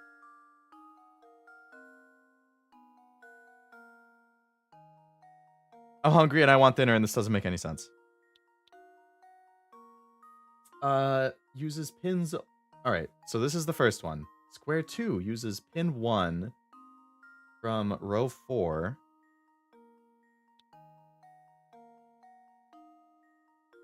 Pin 1 and 3 from row 5. Okay, so this one. Square 3 has pin 3 from row 3. Pin 2 and 4 from row 4.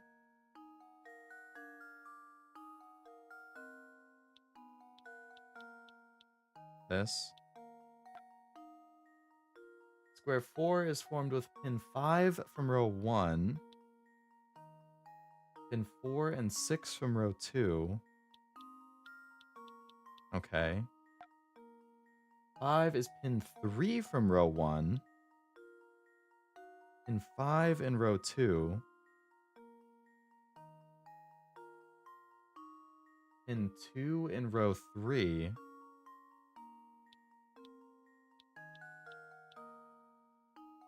This is... I never would have gotten this. I would have gone crazy trying to do this. Pin square 6 is pin 3 in row 2. Pin 5 in row 3. Gonna be this.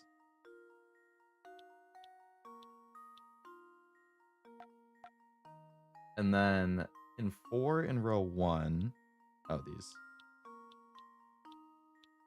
Yeah, I'm sorry, but I never would have gotten this. I don't have the faith in me to have come up with something like this. They're all rotated at like different angles. They're all different sizes. That's crazy.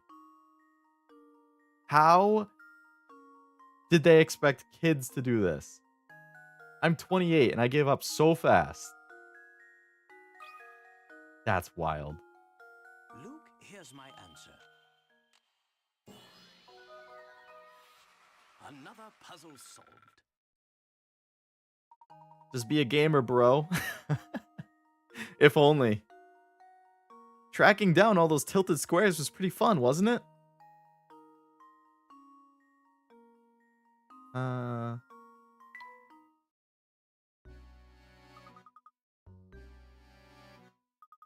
It's very odd how this tower is simply huge and there's almost nothing inside of it. Other than Bruno's room in the basement, this whole place is rather bare. Perhaps that's why Bruno's machines make such a racket. This tower is like a giant megaphone. Why would anyone want to construct such a big, purposeless tower, Professor? It's exhausting to climb this thing. Did you ever consider that this tower might have been built for the express purpose of exhausting us? It's just another one of the many trials that have been set out for seekers of the golden apple. Gotta think outside the box. Yeah, and inside the box. And in every direction of the box. Maybe that's why the tower looks scary on the outside? Could be. This floor doesn't appear to have any puzzles set up, so if we climb the spiral staircase, then maybe we'll reach the top floor? I think you might be right, my boy. Let's climb.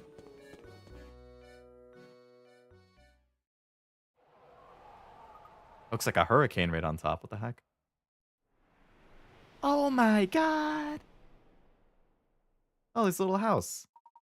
Our view is obscured from the ground, but who would have suspected a charming cottage like this here? The lights are on, Professor. It would appear that someone is living here. His daughter. Complete. All right. So now we're just going to get like the epilogue part of the game, I guess.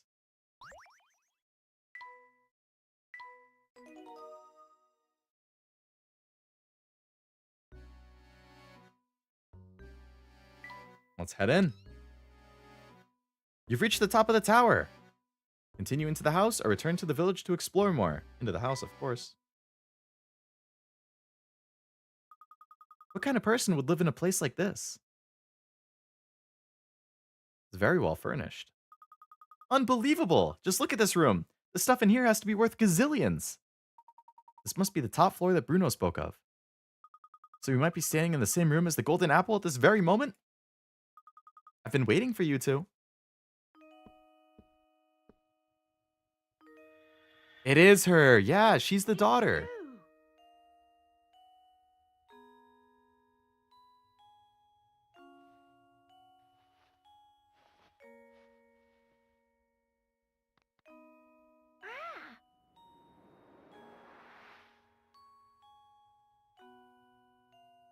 What's this?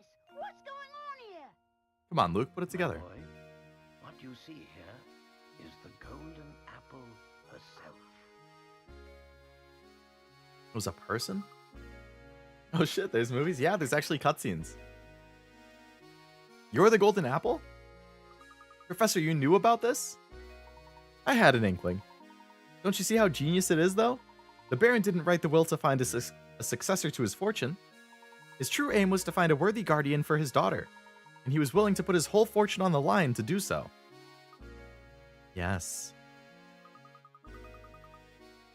My name is Flora. I've been waiting in here in this tower for so long. It's like a fairy tale.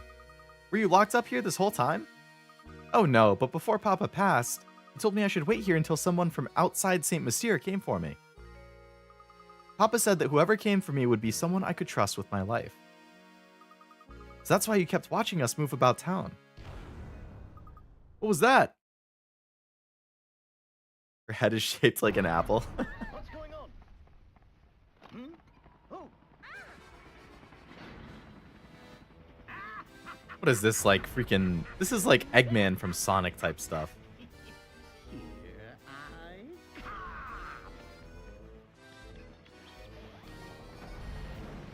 Bro, you're not just gonna kill Layton, you're gonna kill the Luke and Flora.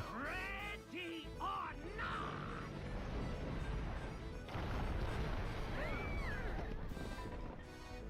Follow Ah, me. the candle fell. Oh boy. Come now.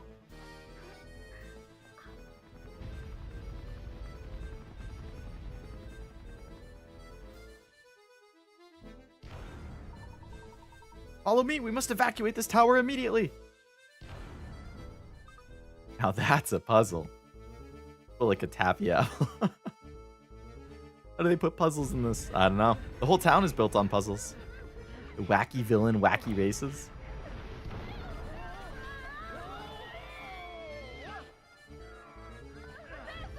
Luke, go ahead without us. I have an idea. We're fine. Go on. It's all right, dear. This way.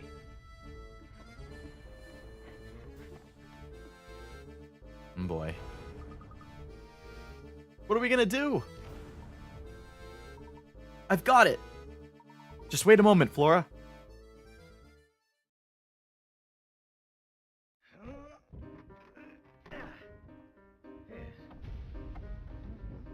You gonna build a freaking like parachute or a ship or something out of these?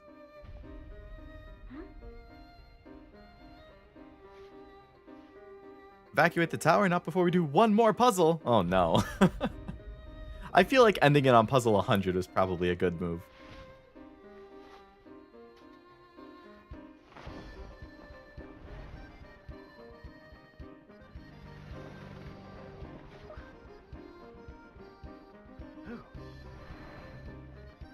Layton, So he did make a parachute. right out of the sky.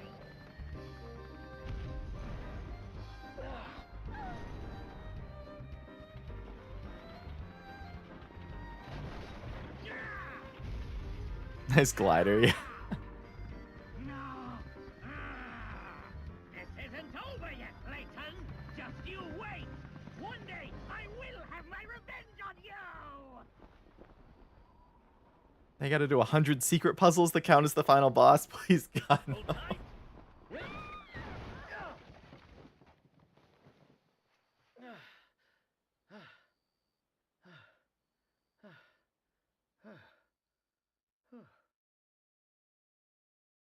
I think I did read that there's like 120 puzzles total, so I guess there are 20-ish that are extra somehow.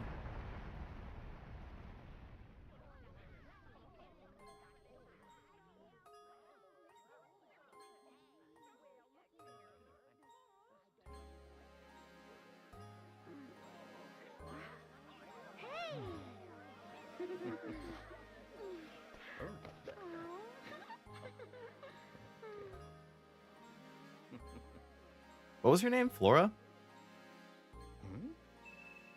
There's a Flora in like the new Nikke character. I like that Flora quite a bit. I thought she was good. Thank goodness you're all right, Professor. Don Paulo's flying contraption was something else. Really thought we were done for back there. It was all quite dodgy, but he also provided us with the answer to one of our ongoing mysteries. Do you remember that awful noise we heard when the first time we visited Reinhold Manor? The one that spooked Claudia?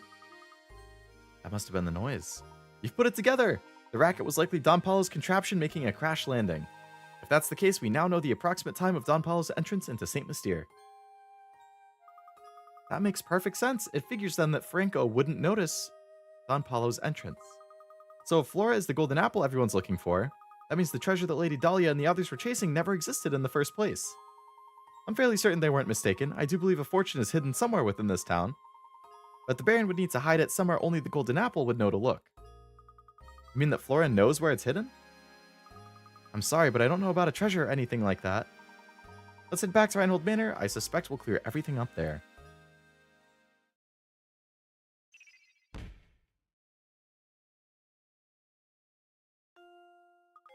Do you really think the treasure is located here? Look closely at the painting, Luke. I'm sure it holds the key to the Reinhold fortune. I've already looked at it. If we solve this mystery, I'm certain we'll come face to face with the Reinhold treasure. Touch the painting where the golden apple is hidden. It was like on her left shoulder or something, like right about here.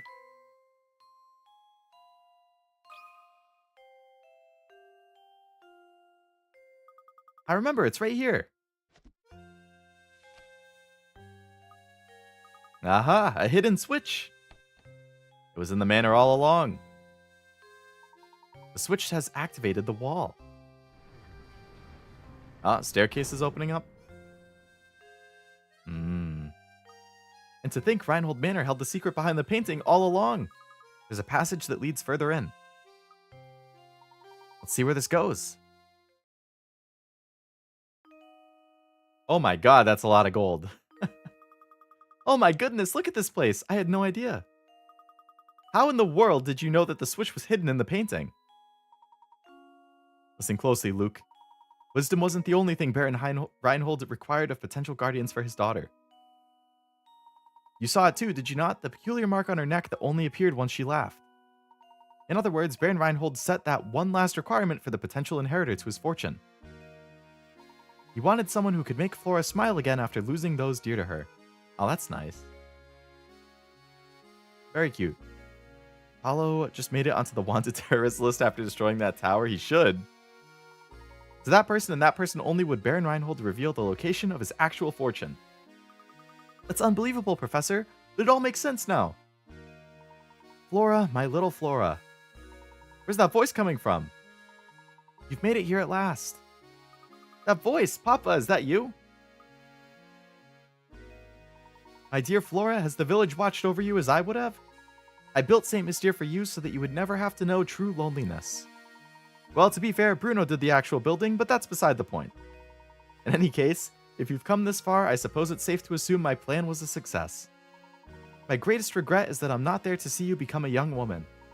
But please know that I want nothing more than for you to be happy. Whether the person by your side right now can give you that or not is up to you, I suppose. And to you who have found your way to my daughter's side, you have my heartiest congratulations. You could make it through the barrage of puzzles I set before you. I imagine a person of your abilities has already caught on, but allow me to reveal St. Mystere's secret. The secret of St. Mystere? Recently, I was told by my physician that I don't have much time left on this earth. I can come to terms with dying, but the thought of leaving my only child alone in the world torments me. This is why I've commissioned Bruno to construct St. Mystere. At least this way she'll be safe and protected until she's old enough to venture to the outside world. Streets and buildings are the bones of a village, but its heart is the people who live in it. This is why I asked Bruno to create all the villagers here as well as all the puzzles hidden within them. I've asked Matthew to make news of my death public only once Flora has grown past childhood. So, stranger, how does my beautiful little flower look now? I imagine she is blossoming into adulthood. Equally important to me is finding someone to whom I can entrust both my daughter and my fortune. This is why the inhabitants of St. Mystere are constantly testing the knowledge of the visitor. If you've made it this far, it must mean that you possess both wisdom and dedication to my daughter. I'm confident that you will take good care of my fortune and Flora. This is why everything in this room and the whole of my fortune belongs to you now. When you remove it from here, St. Mystere will complete the objective for which it was created. I imagine the inhabitants will fall into a deep sleep from which they will never awaken. Now wait just a minute, is he saying that if we take the treasure, all of St. Mystere will just disappear? I honestly don't know the answer to that, Luke, but it's possible that it's designed to shut down the instant that we lay a hand on the treasure. So if that happens, everyone will just stop? Just like puppets with their strings cut? I leave it to you, brave traveler. Draw the curtain on Saint Mystere and lay this lifeless village to rest. Above all else, take care of my precious daughter. She's in your hands now. I can't believe it. If we even touch this treasure, all of Saint Mystere will grind to a halt. Flora, by right, this inheritance belongs to you. You should be the one to decide what's done with it. I don't want it. But why ever not, my dear? The people who live here have been with me for so long. Curious as this village is, it's watched me grow up. I want Saint Mystere, my village, to just stay as it is, to stay just as it is forever. I see. Then so it shall be. But what of you, Flora? Will you stay here with your village?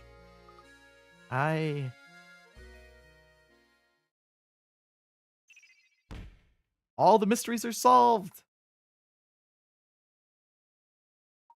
Are you sure this is quite alright, madam?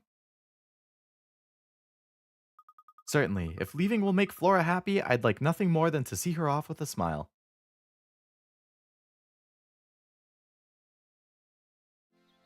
She's gonna join Layton as like a new apprentice or something? That would be a cute ending.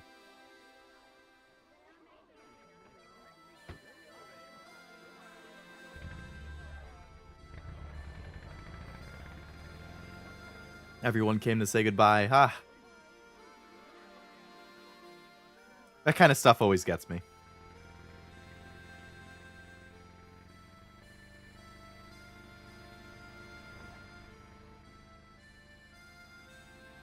Goodbye then, little village.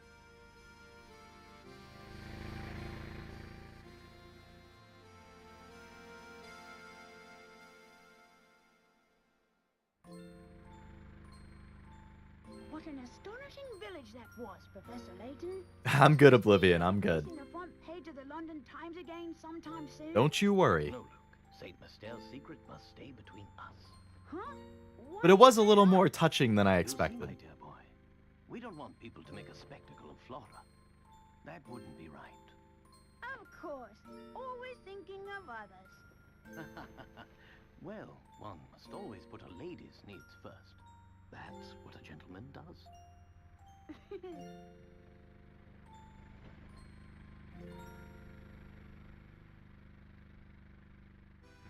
I'm crying because we left behind the gold. All the renovations you could have done to your car, yeah. They're not renovations, enhancements. That's at least 100 brand new Honda Civics. I believe it. Puzzle Master, Akira Tago. Great job, Akira Tago. Some of them I definitely thought were a little BS, but for the most part, there were some pretty fun puzzles, and they were tricky. Not necessarily in an unfair way, but tricky. I heard, actually, speaking of Akira Tago, the puzzle director, I heard that they died.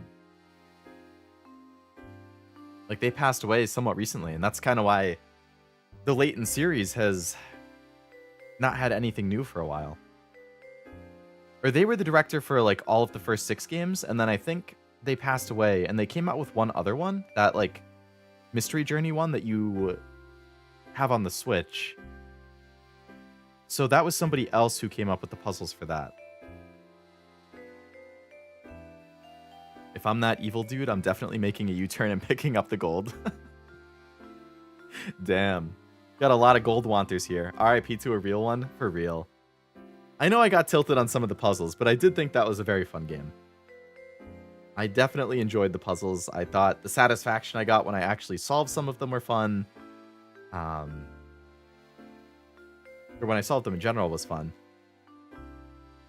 Character designs were fun. Story was pretty, you know, basic, but it did its job. Nice touching ending. I liked that they even had the animated cutscenes considering it was a DS game. It was a fun game. I liked it. I'll be playing Catriel's game soon. Oh, you ended up ordering it? Nice. You planning on streaming it or just in your own time? Oh, PA Works did the animation? It gave me a bit of a Ghibli vibe. This credit is just so relaxing and chill. I like that the top has been like a summary of the journey. All the characters you met and like the main events.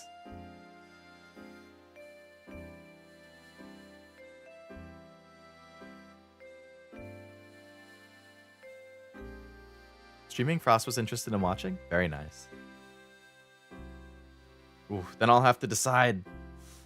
Because I'm going to want to watch, and I'm going to want to see if you get stumped on shit like I did. But on the other hand, if I end up playing through the Layton games, then I would play it at some point, and then I'll know the puzzle solutions. We'll see. I'm sure that'll be fun, though. Do you have a stylus on the Switch? Because the Switch is touchscreen. And I imagine some of the puzzles are... Well, I guess you don't need it. I like Luke having the Kelmy head.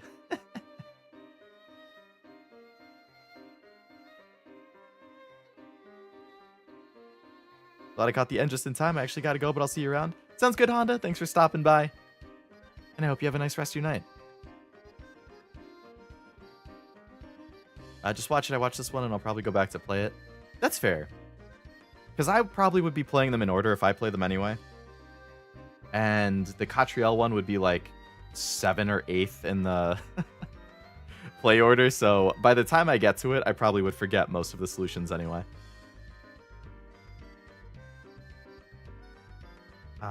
But I would recommend it because I don't know if you caught. This is the 3rd time I streamed it. I know you were there for part of the 2nd one, and then part of this. So you wouldn't have seen the 1st and part of this one. So a lot of the stuff would still be new. Plus, there's some puzzles that I missed. So, see you, Leo. When's the next stream? I'm not 100% sure yet. I have to come up with my schedule for the week. It's gonna depend on my work schedule because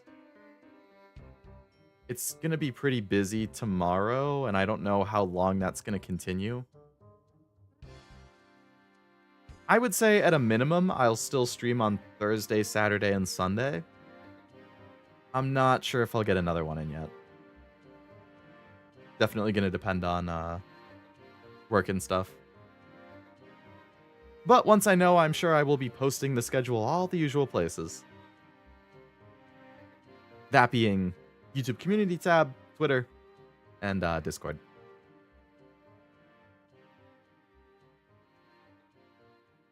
Oh, they have a big group picture at the end? That's nice.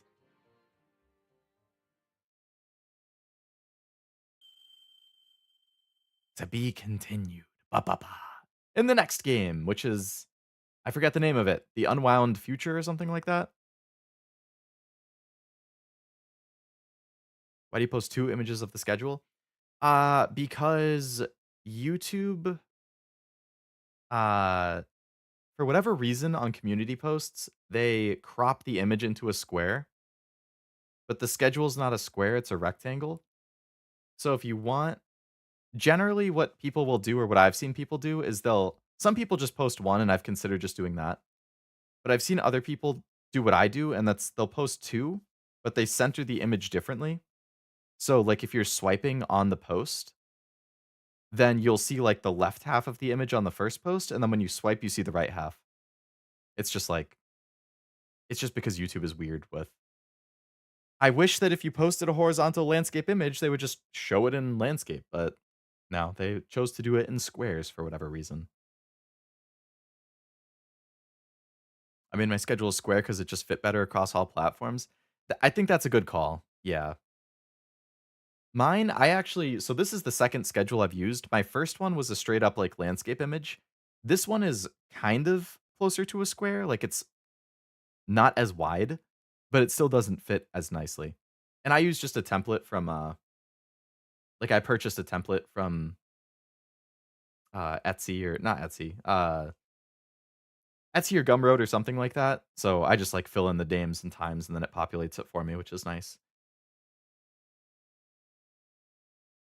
Diabolical Box is the 2nd one. Gotcha. Though you've reached the story's end, Professor Layton and the Curious Village is far from over. How many puzzles did you solve? Precisely 120 are hidden throughout town, so why not try to complete them all? Certain conditions unlock more bonus content. When you continue, you will resume play at the top of the tower.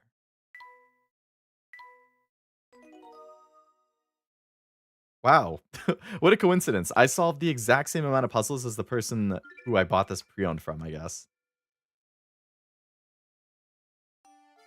As you can see that me and them both are at 82. This Laura, so that must have been who I bought it from. So Laura, evidently, well, but they have 64 out of 82. That's interesting. So I guess 82 is the bare minimum to finish the game. 75 to get into the tower, and then 7 in the tower. Either way, that was Professor Layton and the Curious Village. And that will be where I call the stream so that I can go and have some dinner. Got some pasta waiting. Be devoured. So I'm going to call it there. But thank you for coming to the stream. I hope you enjoyed these 3 Professor Layton and the Curious Village ones. It remains to be seen whether I stream the future ones or not. They are on my list, but I have so many things on my list that I might switch around or try something else. We'll see. Only time will tell. But yeah, this was also like a little bit of a test run to see how the DS games would be. Performance-wise on stream and in OBS and stuff, and I think they went pretty smoothly, so that makes me feel better about streaming other DS or 3DS games in the future. And Lord knows I got a lot of those. Thanks for the stream. Thanks for the stream. Thank you guys as well for coming. Am I really getting here at the last minute again? Unfortunately, yes, Frost. I was just signing off. We beat the game, though, so if you want to see the puzzles that I got stumped on and had to look up the answer for, or the ending of the game, which had a nice, actual, I felt, very heartwarming ending. Tugged on the heartstrings a bit. I thought it was cute.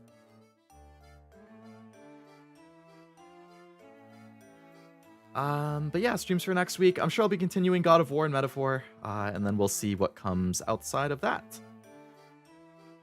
God of War should actually also be the end of the main story, so end of the main story and then starting the post-game stuff, probably. See everyone. Bye, Leo. Thanks, everyone. See Oblivion. See Blaster. Congrats. Thank you for the stream. Thank you for stopping in for a minute. You got, I think, I know Nivea's doing Walking Dead in like an hour or so. I don't know if anyone else is streaming tonight. I didn't see anything else in my feed, at least. But there's something else to watch at the very least. There's always the VOD for this. But yeah, I'm gonna head out and have some dinner. Thank you again for coming to the stream. I hope you enjoyed Professor Layton and the Curious Village. I had fun with it. Yeah, I will see you guys on the next one. Have a great rest of your weekend. Blah. If I could not stutter on my last thing. Have a great rest of your weekend, and bye-bye.